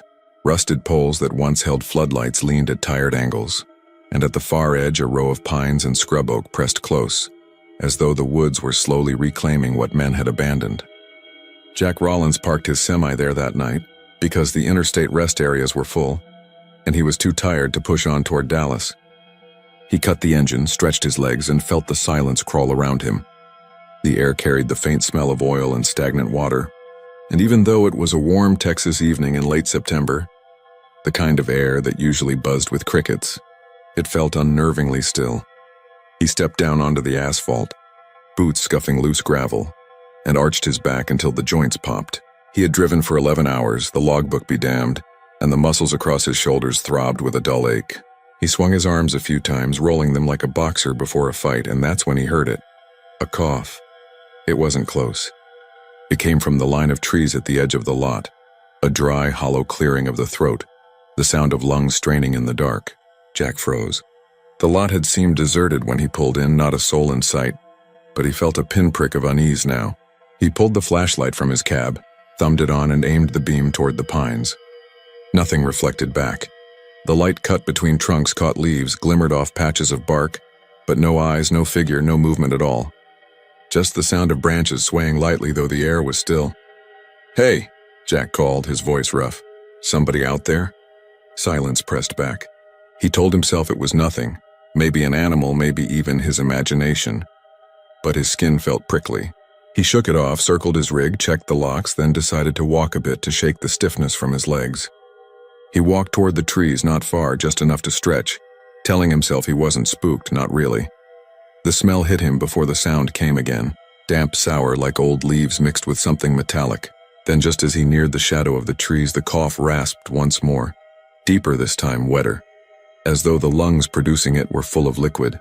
Jack's flashlight beam trembled across the trees, and he muttered a curse under his breath. He backed up, turned toward the truck, and climbed back inside. He wasn't about to play games with some sick drifter hiding in the woods, but the night dragged on.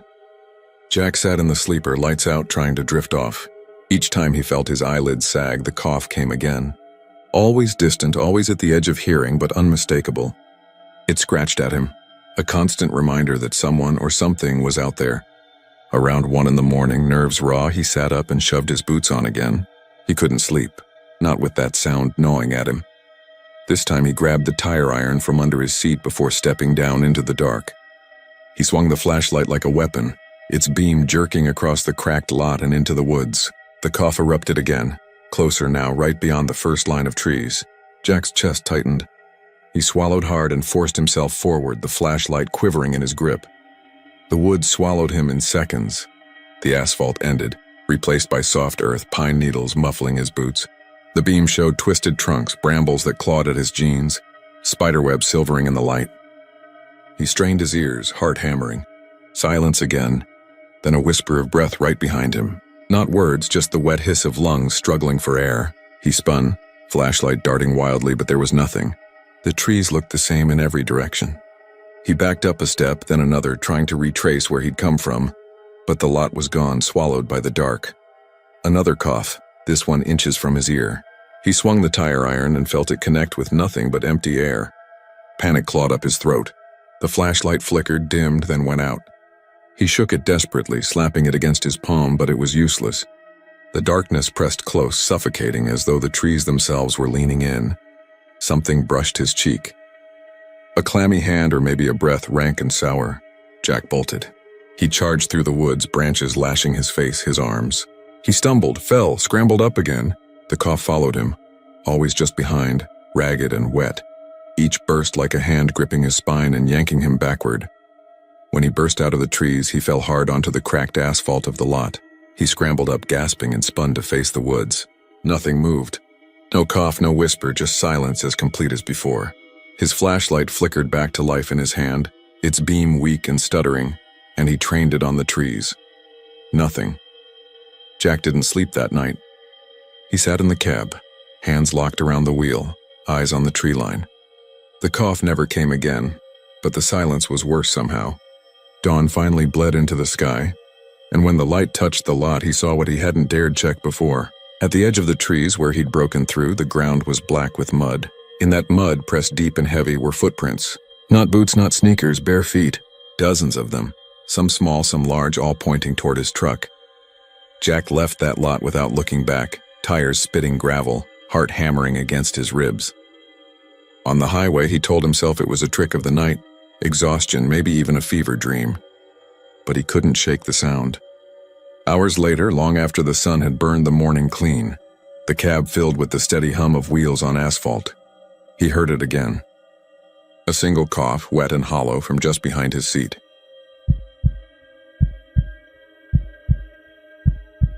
She had been on the road since early morning, the kind of long drive that made her eyelids heavy and her neck ache from the monotony of highway miles. The Texas sun had burned hot all afternoon, the blacktop shimmering in waves, and by dusk the heat still clung to her skin like a film.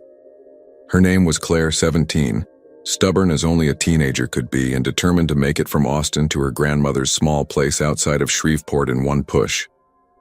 But fatigue was winning, and when she spotted the rest stop sign near Lake Livingston, she pulled off the highway without much thought, rolled into the lot where 3 18-wheelers were idling, and parked under the flickering orange light of a failing lamppost. The lot was mostly empty except for the trucks and an old Ford Bronco parked crooked by the bathroom building. A payphone leaned beside the restrooms, the booth door hanging half-broken. Beyond the lot was nothing but pine trees and the lake beyond, black water under a moonless sky. The hum of insects filled the night, interrupted by the occasional hiss of air brakes from the truckers. Claire locked her doors, tilted her seat back, and told herself she would just rest her eyes for a few minutes before getting back on the road. She set her phone alarm, slid her jacket under her head, and drifted into a shallow, uneasy sleep. It was the sound that pulled her awake, the subtle rattle of the handle on her door, like someone trying it. Her eyes opened in confusion, the world fuzzy with sleep, and for a moment she thought it was part of a dream. Then she turned her head and froze. A figure leaned against the glass of her window, face hidden in shadow, the outline of shoulders and arms pressed close. The handle jiggled again, deliberate this time, and she caught the faintest scrape of metal on glass as if something sharp was dragging down the window seam. Her breath caught in her throat. She blinked, hoping maybe it was just a trucker stretching his legs, someone checking if she was awake, but the longer she stared, the clearer it became that this person wasn't just standing there. He was trying to get in. Claire sat up fast, heart hammering. The shadow shifted, leaned closer, and she saw the pale press of a cheek and the glint of an eye reflecting the lamplight. The face was too close, too intent. Instinctively, she hit the lock button again, even though she already knew it was locked. Her phone was in the cup holder. She grabbed it with shaking hands, but the screen was dark and unresponsive. Dead battery. She had meant to charge it at the last gas station, but had put it off. The stranger didn't move away. He tested the handle again, harder this time, making the whole door shudder. She gasped and honked the horn, a sharp blast that echoed through the empty rest stop. One of the trucker's cabs lit up with movement, but the shadow didn't flinch. Instead, he lowered his face closer to the glass until his breath fogged the window. He traced something in the condensation with a finger, slow, deliberate letters that she couldn't quite read in the dim light. Claire's chest tightened. She reached for the keys in the ignition, twisted hard, but the car gave only a dull click. She tried again. Nothing. The battery had died while she slept, the headlights she left on earlier draining it. Panic clawed up her throat as the realization sank in that she was trapped, cut off and alone except for the strangers who might or might not come to help. She pounded the horn again, but now it only gave a weak, pathetic bleat before going silent. The man, or whatever he was, stepped back, hands dropping to his sides. For a second she thought he was leaving, but instead he walked slowly around to the back of her car. She craned her neck, trying to see, but the lamppost flickered out with a snap, plunging the lot into darkness. The truck lights were gone too, as though the whole rest stop had been swallowed in shadow. Only the faint shine of the lake reflected far off. She scrambled in her bag for anything she could use as a weapon, her hands finding a half-empty water bottle and a heavy flashlight. She flicked the flashlight on, but the beam was weak. The battery's nearly gone. She swung it toward the rearview mirror, expecting to catch sight of him behind her car. Nothing, just the shape of the trees and the faint shimmer of the lake. She tried the passenger side window, the driver's side mirror. Nothing but darkness, then came the sound. A light tap, tap, tap from the trunk, slow and patient like knuckles against metal. Claire gripped the flashlight tighter, sweat slicking her palms. She whispered to herself that it was just her imagination, maybe a branch or an animal, but the tapping grew louder, deliberate until it became a pounding that shook the car frame. She screamed, fumbling at the locks as if there was somewhere safer she could go inside the same vehicle. The pounding stopped. Silence settled thick around her. She dared to glance at the rear view again, and this time saw him, standing just beyond the reach of her failing light, tall and still, hands hanging loose, face pale in the darkness. He wasn't breathing heavily, wasn't angry, wasn't anything. He was just watching. She pressed her forehead to the steering wheel, tears stinging her eyes. She thought of her grandmother's house, of the safety she should have been in by now, and of how stupid it was to stop here. When she looked up again, the space behind her was empty. The man was gone. She jerked the flashlight from side to side, searching. Nothing, only trees, trucks, and shadows. She sat there for what felt like hours, too afraid to move, until at last exhaustion dragged her into a fitful half-sleep again. When dawn came and the sky lightened to gray, she jolted awake to the sound of a trucker knocking on her window. She screamed before she saw his concerned face, his weathered hands lifted in calm. He asked if she was all right. Said he heard her horn last night, but figured she had just dozed off. The lot was normal again, the lamppost buzzing faintly, the Bronco still parked crooked by the restrooms. Everything looked ordinary in the daylight, safe even. Claire nodded weakly, fumbling with her door handle. The trucker helped her jump the dead battery, gave her a fatherly pat on the shoulder, and told her to drive careful. She pulled back onto the highway, hands trembling on the wheel, trying to convince herself it had been a dream brought on by exhaustion. It wasn't until she stopped for gas 2 hours later that she went to fill her tank and saw it. On the dusty back window of her car, written in perfect block letters, were the words he had traced on her fogged glass. Words she could read clearly now in the morning light. You should have opened the door.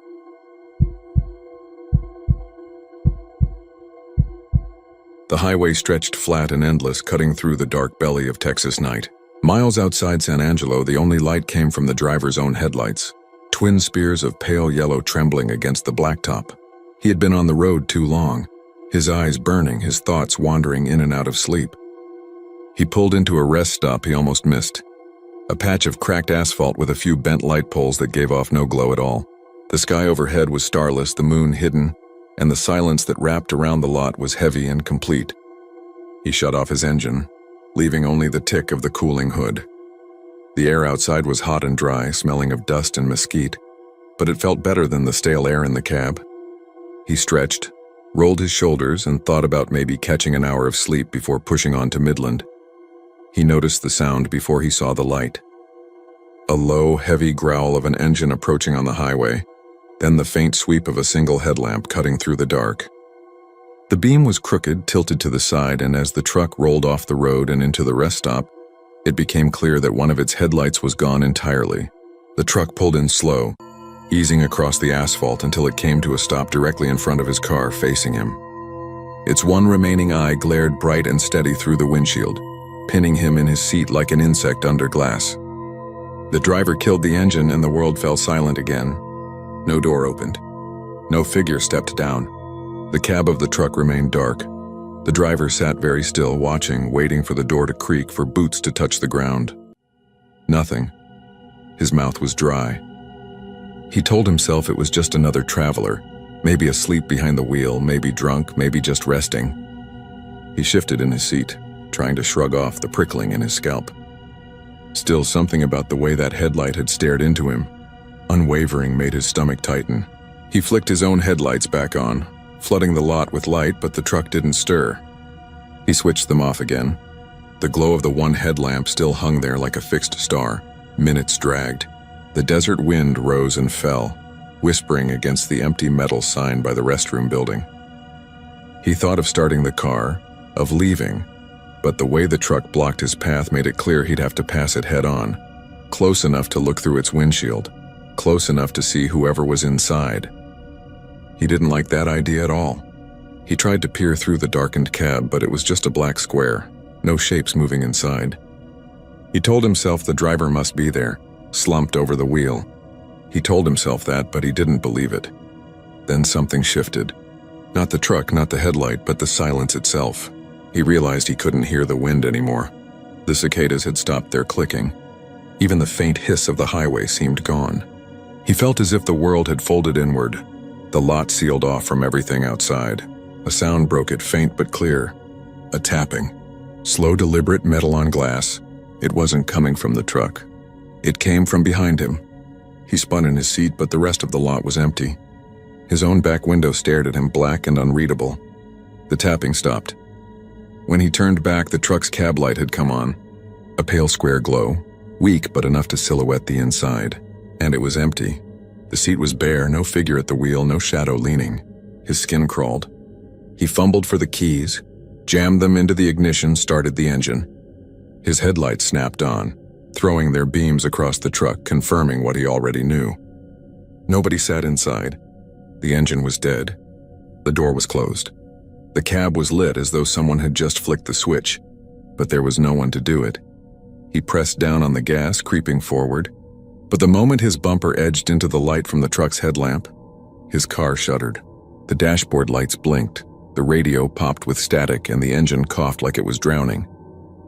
He slammed the brake, shifted into reverse, pulled back out of the beam, and just like that, the car smoothed out again, humming like nothing had happened. His breathing was shallow now, his chest tight. He could feel the weight of the truck's eye on him, could feel it studying him. He gripped the wheel so hard his knuckles ached. The cab light went out. The truck was black again, save for the one glaring headlight. He knew then that whatever was inside wasn't human, and it wasn't leaving. It was waiting. He thought of the stories he'd heard in diners from Amarillo to Corpus. Stories about ghost trucks that ran lonely roads at night, chasing down travelers, smashing them off the blacktop, vanishing before the police arrived. He had always laughed them off, but now, staring at the hollow cab, he wondered if he was about to become one more story, told to wide-eyed kids over pie and coffee. The tapping came again, louder this time. Not behind him, beside him. He turned his head slowly against every screaming instinct. The passenger side window was black, but pressed against the glass was a hand.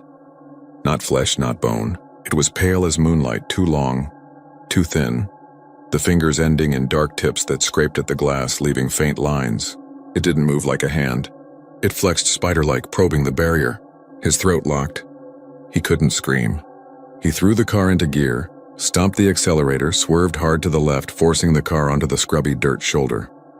Dust exploded in his headlights. He floored it, racing back onto the highway, not daring to look back.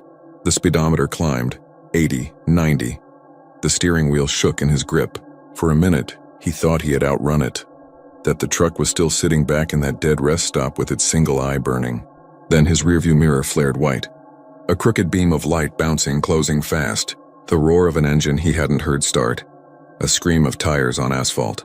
The truck was coming. He drove harder, the engine straining, but the headlight drew closer, filling the mirror, filling his mind. He couldn't look away. It pulled at him, dragged at his thoughts until the road itself seemed to twist under the beam. The last thing he saw was the barbed wire fence rushing up from the side of the highway. He never touched the brake. The car hit the wire at 93 miles an hour, and in the instant before everything went black, he swore he heard the truck's engine die again, as if it had never been there at all. When the troopers found the wreck at dawn, the skid marks led nowhere. There was no second set of tracks. Only a single headlight left shattered in the dirt, still warm as if it had burned all night long.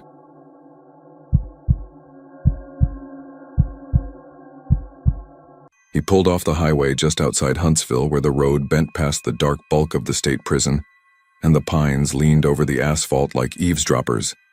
It was a little after 2 in the morning, that hour when radios hiss and deer leap and every mile marker starts to look like the last. The rest area sat low behind a chain-link fence with a few gaps pressed by boots over the years. A squat concrete building washed in fluorescent light, snack machines humming like hornets down a tile corridor. His name was Aaron, and he had been driving since Beaumont, hands cramping around the wheel, air conditioner rattling on low to keep him from drifting. He told himself he could make Dallas by dawn if he didn't linger. He told himself a lot of things and drove anyway. The men's room door stuck on the rubber threshold and made a soft sucking sound when he pulled it open. Inside, the air was weighted with industrial cleaner and something damp and sour beneath it, like wet rags left too long in a bucket. The light had a buzz that settled into his nerves until he noticed he was clenching his jaw. The mirrors were cracked at the edges and fogged slightly even though the night was dry. There were 3 stalls. The far one's door was closed, and beneath it he saw a pair of work boots planted square on the grimy tile. Scuffed brown leather, the kind you buy at Tractor Supply, the kind that keeps your toes when heavy things drop. The laces trailed onto the floor in splayed loops like shed snakes. He didn't see pants around the ankles. He didn't see anything but the boots, still and heavy as if sunk in poured concrete. He went to the sink because he didn't need anything else and because that's what you do. The water ran warm at first and then turned cold with a cough that sounded like a chest clearing. He splashed his face, leaned forward, breathed slow. He looked like a man who had napped at red lights. At the edge of the mirror, a rectangle showed the back wall of the stalls. The boots were there, set like bookends, same angle, unmoved.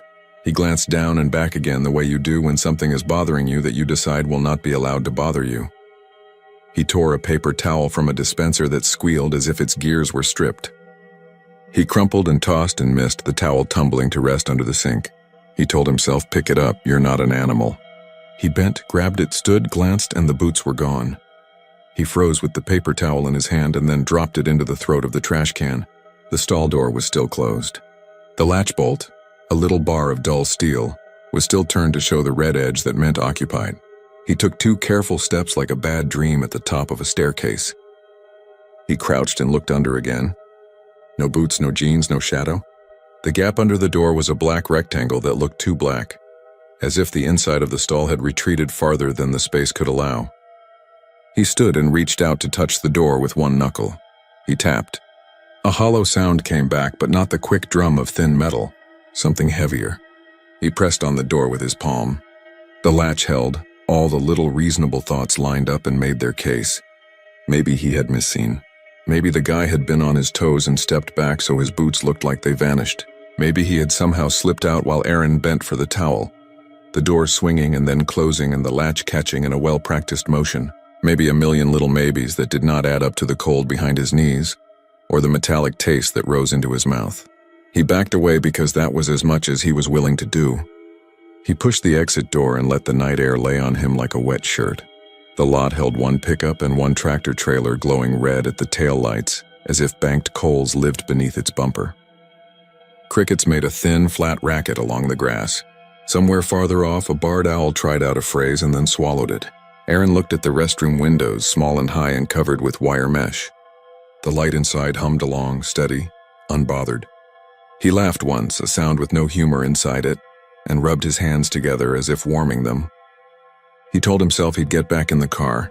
He'd get on the highway, he'd forget this by the time he hit Madisonville. He told himself a lie he could almost believe. He slid behind the wheel, shut the door, locked it, then unlocked it again because that felt childish, and then locked it anyway. The air in the car was stale with coffee containers and the faint chemical ghost of a pine-scented freshener he'd tossed months ago. He turned the key. The engine came up with a tired whine. The dash lights blinked alive and then steadied. He put the car in drive and paused with his foot on the brake. In the rearview mirror, the restroom door behind him sat closed, light bleeding at the edges like fog under a door when the sun comes up. The glass of the mirror trembled with engine vibration. A darker shape drifted through the light, small and low, as if something had shifted on the floor. He twisted in his seat, looked back, saw nothing, looked forward, eased onto the access road, and fed the car back into the black river of interstate. The first 10 miles were ordinary except for the way his heart thumped at the base of his throat. Pine trunks raked by headlights appeared and vanished. He passed a sign for the Sam Houston National Forest and thought about driving the scenic route once years ago, a woman asleep in the passenger seat with one hand open against the window. The memory came and went like a moth batting glass. The radio got nothing but static and a preacher's voice from somewhere in Louisiana that faded and returned, like someone turning a dial behind a wall. He kept the radio off. He wanted the boring sounds, the tires, the fan, the little rattles. Boring sounds meant a world that behaved itself. The first time he saw the boots again, they were only a suggestion in the corner of his eye, as if his floor mat had buckled and caught the light. He looked down and saw nothing. He told himself not tonight. Not with 2 hours of asphalt and no shoulders worth a damn. He looked forward so hard his eyes watered, and when he blinked he saw after images of the white paint of the lane lines floating and twisting like bones of fish. At Centerville he passed a closed gas station with hand-painted signs for bait and colaches. The dark glass reflected his headlights in a cheap mirror. A cat crossed the lot and tucked itself under a drink machine. He wanted a coffee so bad his tongue hurt, but the pump islands were fenced with yellow tape and the lot had a feel like a dream you don't want to step into. He kept moving.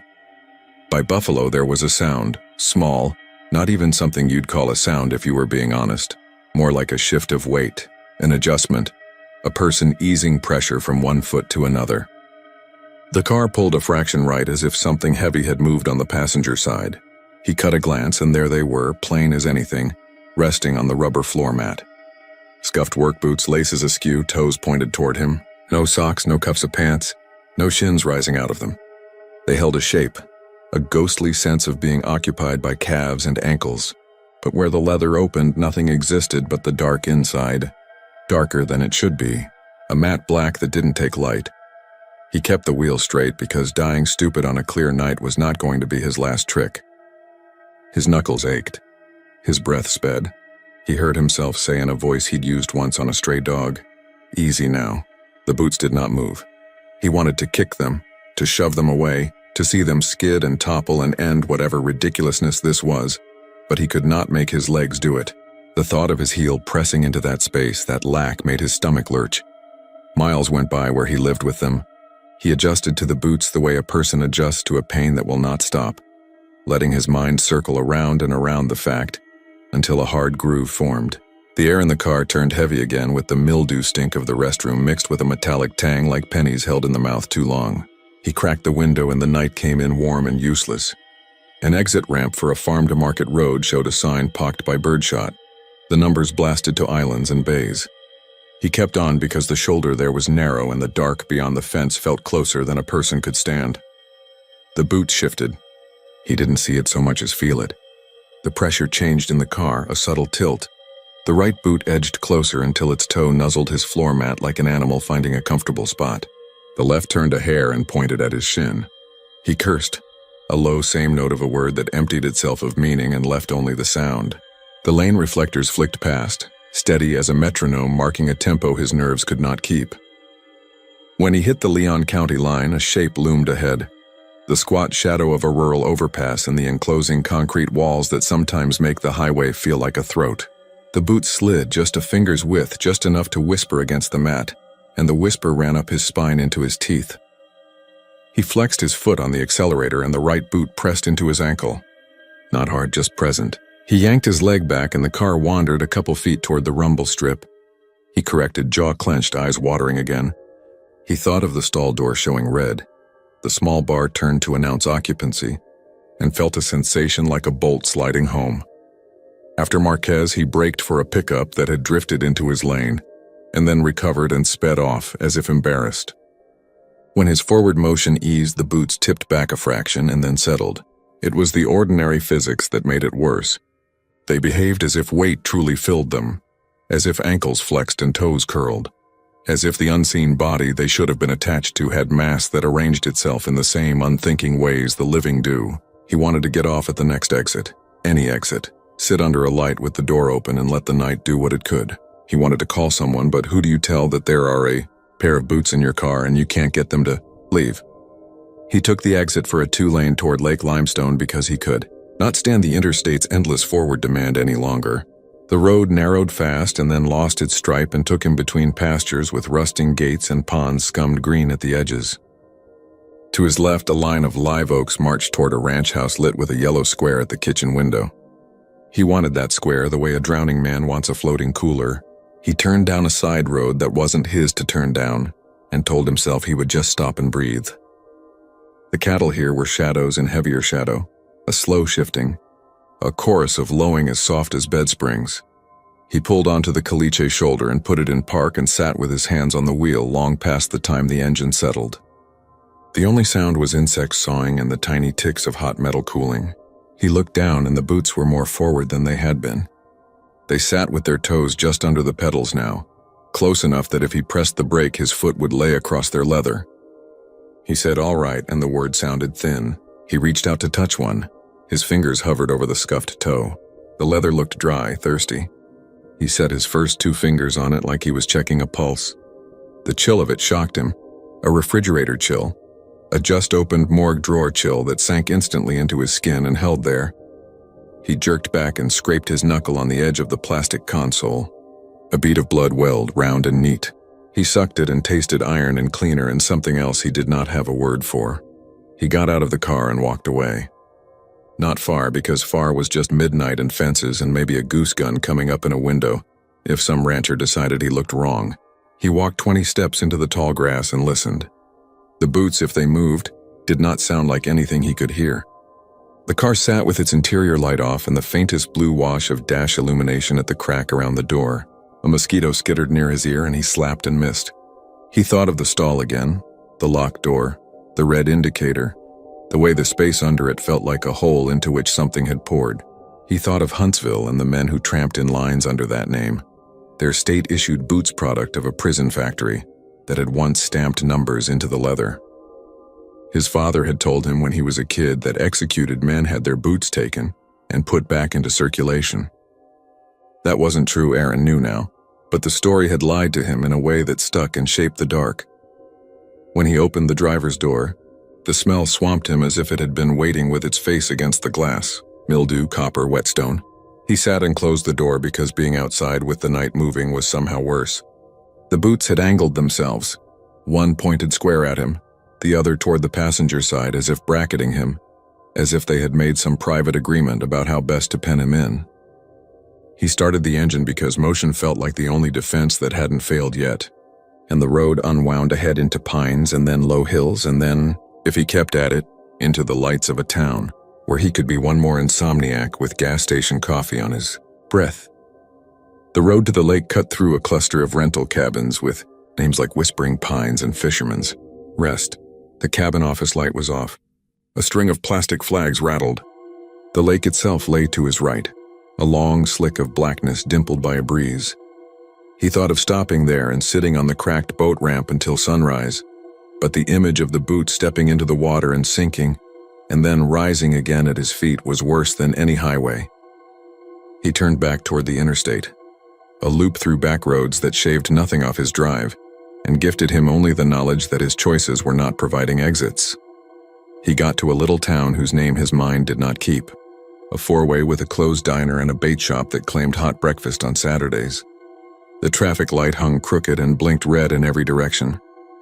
He stopped and waited, though there was no one to wait for. In the red blink, the boot slid again, simple as gravity. The left one nudged his ankle. The touch was a small, definite push. He inhaled and held the breath 5 seconds and then let it out the way a doctor had once taught him when he'd said, "You're having panic attacks." He turned right even though he had meant to go straight. This road nailed itself across flat pasture and then dipped into a stand of hardwoods where a creek cut a shallow curve. The bridge railing was waist-high and paintless and carved with initials. He slowed at the bridge because he could not slow. On the right, 30 feet off the road, a dim glow moved between the trees. Old campfire, he thought. or a fisherman's lantern, or the taillight of a truck pulled deep into the trees to drink in peace. He went past it, past a hand-lettered sign nailed to a cedar that read, "No dumping," past a spotted dog that lifted its head and did not bother to bark. He told himself, "Say something." He said, "What do you want?" The boot nearest him tapped once like a man drops his heel to remind a floor he is there. He did not scream. He wanted to. He would have enjoyed the spend of it. But a scream felt like an invitation, a formal calling up. He tightened his hands on the wheel, and the tendon along his thumb ached, and the ache was good because it belonged to him and not to the boots. He made the interstate again at a cloverleaf where weeds had grown tall in the gore, and a green sign promised Waco far beyond what his fuel gauge would permit. He told himself he would stop at the next open place, a truck stop, somewhere with the graveyard shift awake and noisy, somewhere with people whose lives ran on nights. The boots pressed his feet as if urging him forward, as if the highway itself had decided to assist them. 10 miles. 15. He entered a stretch of construction cones that came and went like pilgrims. The lanes narrowed. A concrete barrier on his left swallowed his headlights and threw them back at his eyes. He felt the little sway of wind as a semi roared by in the other direction on the unlit half of the highway, its ghost wind entering his car through unknown seams. In that little sway, the boots tipped and then righted, and he had a thought that stopped him as cold as their leather had, a thought with no benefit in it. What if the stall had not contained someone? What if the stall had held a place where something had walked in and then walked out? And what if that thing was not a person but the idea of one, a shape that borrowed whatever was at hand to give itself a way to stand in the world? Boots, for instance. North of Jewett, a downshift of wind from a storm he could not see traveled the length of the car and made his ears pop.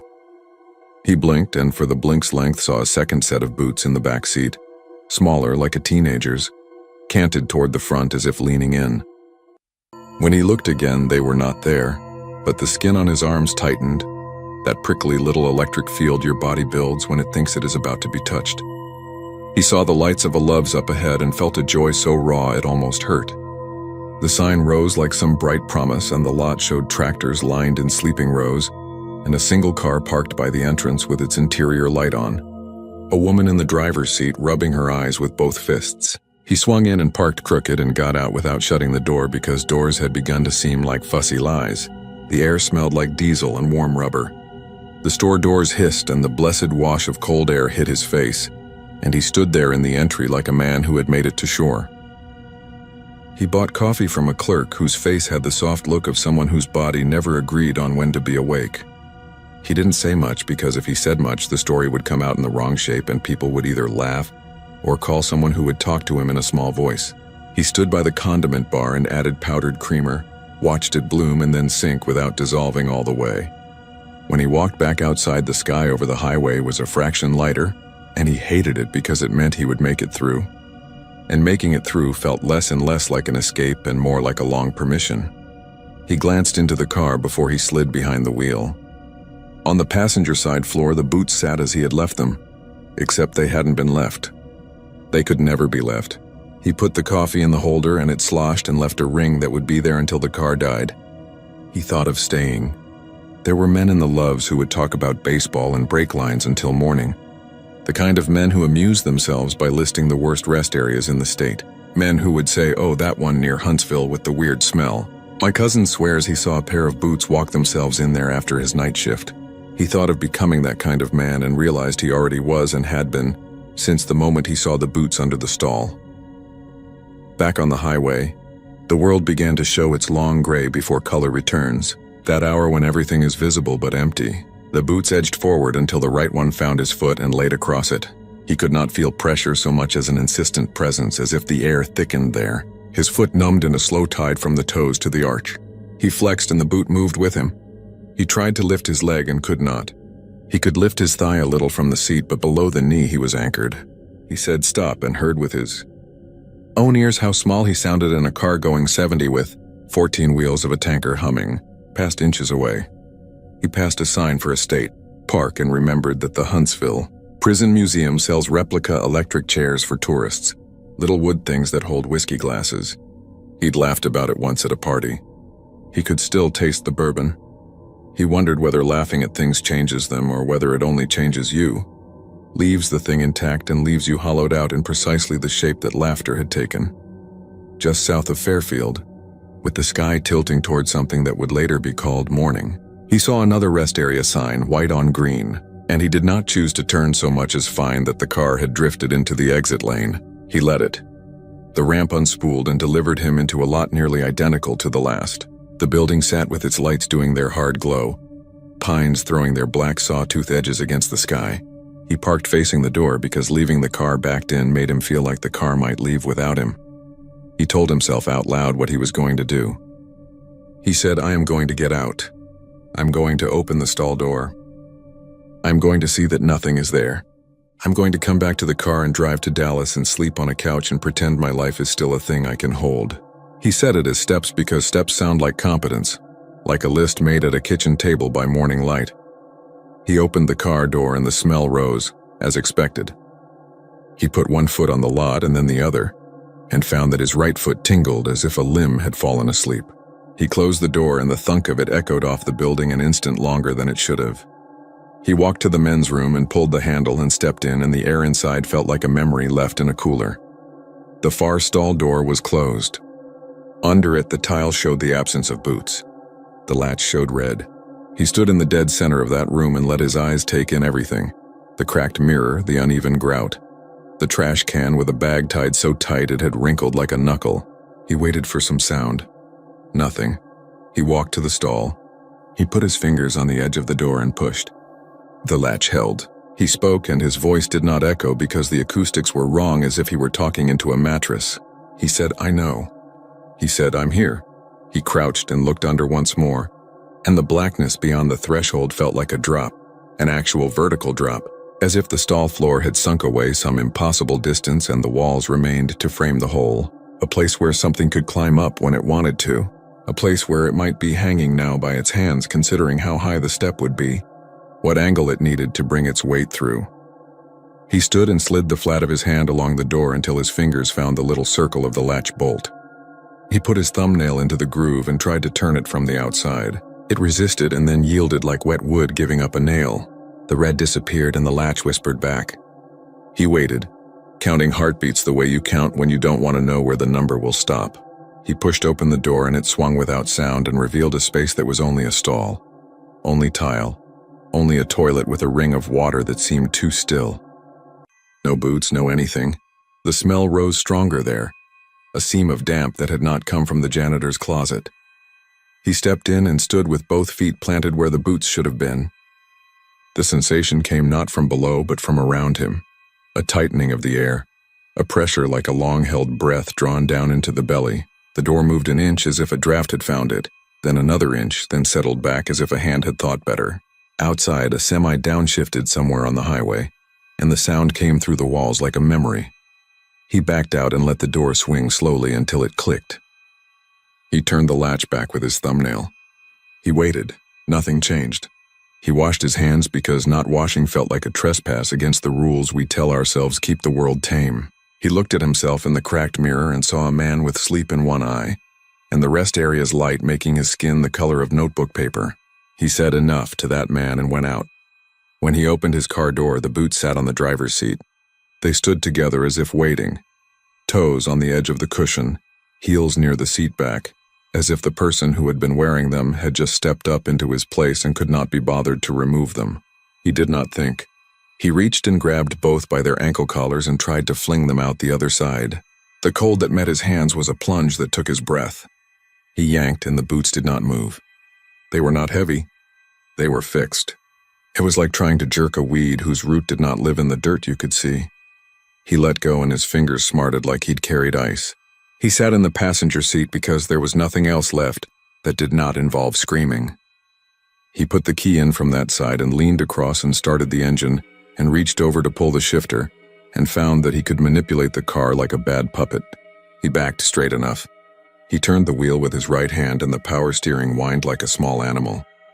He put it in drive and went around the loop and fed himself back into the access road and then the highway. A man in his own car moving sideways because the seat that was his had been taken by something that owned neither title nor name. He drove that way for a mile, then two. His left hand light on the top of the wheel because leaning across forced him to hold at a ridiculous angle, and when the road ran straight, he let his eyes flick to the seat beside him. The boots had shifted again, turning slightly, orienting. One now faced the wheel. The other faced the door. He understood in a way that did not involve words that this was as patient as rain. He understood that time was not on his side in any sense he had ever used the word. The sky opened to a red rim in the east like a wound thinking about scarring. The first sun licked the pines and made their needles shine for a second, and then the light went flat again as a cloud covered it. He passed a herd of feral hogs rooting along the fence, black shapes moving with a grace their bulk did not advertise. He thought of the men who carry rifles in their trucks for such creatures, and felt smaller than he had ever felt in his life. By Corsicana, the boots had edged onto the pedals again as if a compromise had been reached, in which both of them would drive.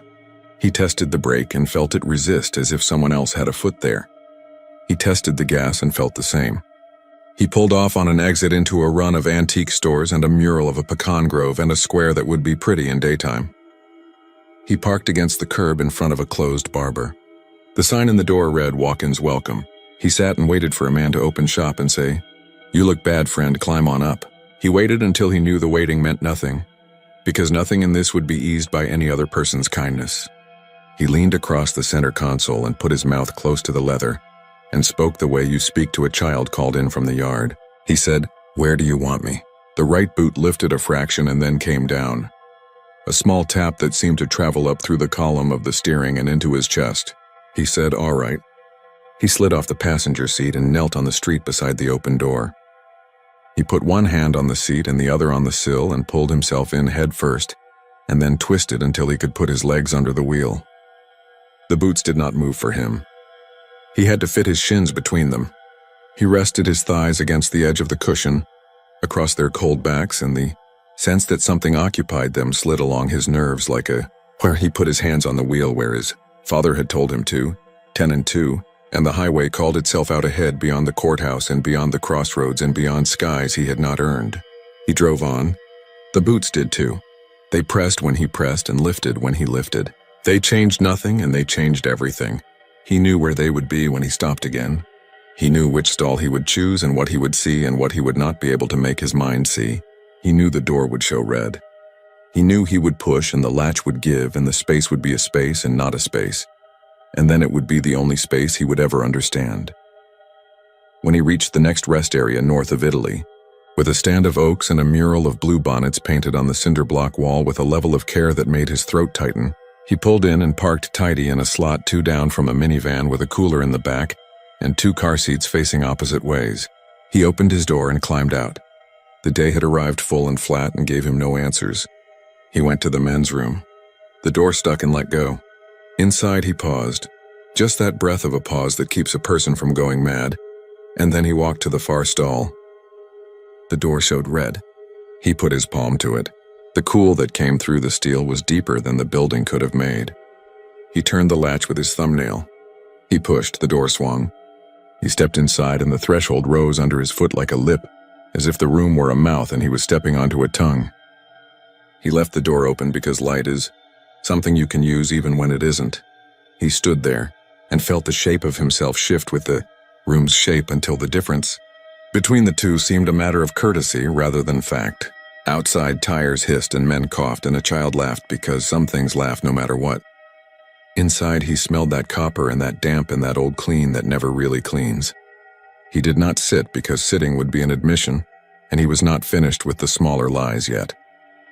He waited and listened to the pressure of the building and the breath of the pipes and the tiny clicks of cooling metal that marked time better than any clock. When he returned to the car, the boots were not on the seat. They stood on the floor again, patient as fence posts, and he climbed in and set his feet beside them because where else? He drove the last stretch into Dallas where morning had finally begun to believe in itself. He found his friend's apartment and parked under the live oaks that had buckled the sidewalk and called up and waited for the buzz to release the front door. He carried his bag inside. He said very little to his friend. He washed his face in water that did not make him think of anything. He lay on the couch with his boots off and his toes suddenly ached that they hadn't been allowed, and his friend said, "You're safe," in a voice that made him want to weep or murder, and he did neither. He closed his eyes and the stall's black rectangle lounged there, patient as boots. When he went back down to the car because he had left his wallet, he found the driver's door ajar, the courtesy light on, the battery performing its small useless kindness. He leaned in to grab the wallet from the console and paused. On the floor, where a person's feet go if that person is willing, rested a new pair of boots. Not brown this time, black, smaller, shined up like a boy had worked them with polish until his knuckles hurt. Their toes pointed at the pedals in the way of a pair that already knew the route. He reached for his wallet and that cold climbed his fingers until it reached the pulse at his wrist and took his measure. And he understood that the stall door shows red for a reason, and that the reason is not a person inside but a promise, and that some promises are kept at distances you cannot measure. He took the wallet and closed the door and stood there in the parking lot under the old trees with their roots like knuckles under a thin blanket, and he felt the ground under him give a fraction like a floor over water, and he thought about the highway heading back south and the rest areas laid along it like a rosary, and he knew that he would drive again soon because that is what men do when something inside them has been chosen. And at the far stall of a building with tile that sweats and a light that hums, a door will be closed and the little window will show red, and under that door, a pair of boots will be visible to whoever has earned the sight that night, and they will stay until they don't. And the person who sees them will be exactly the kind of person they need.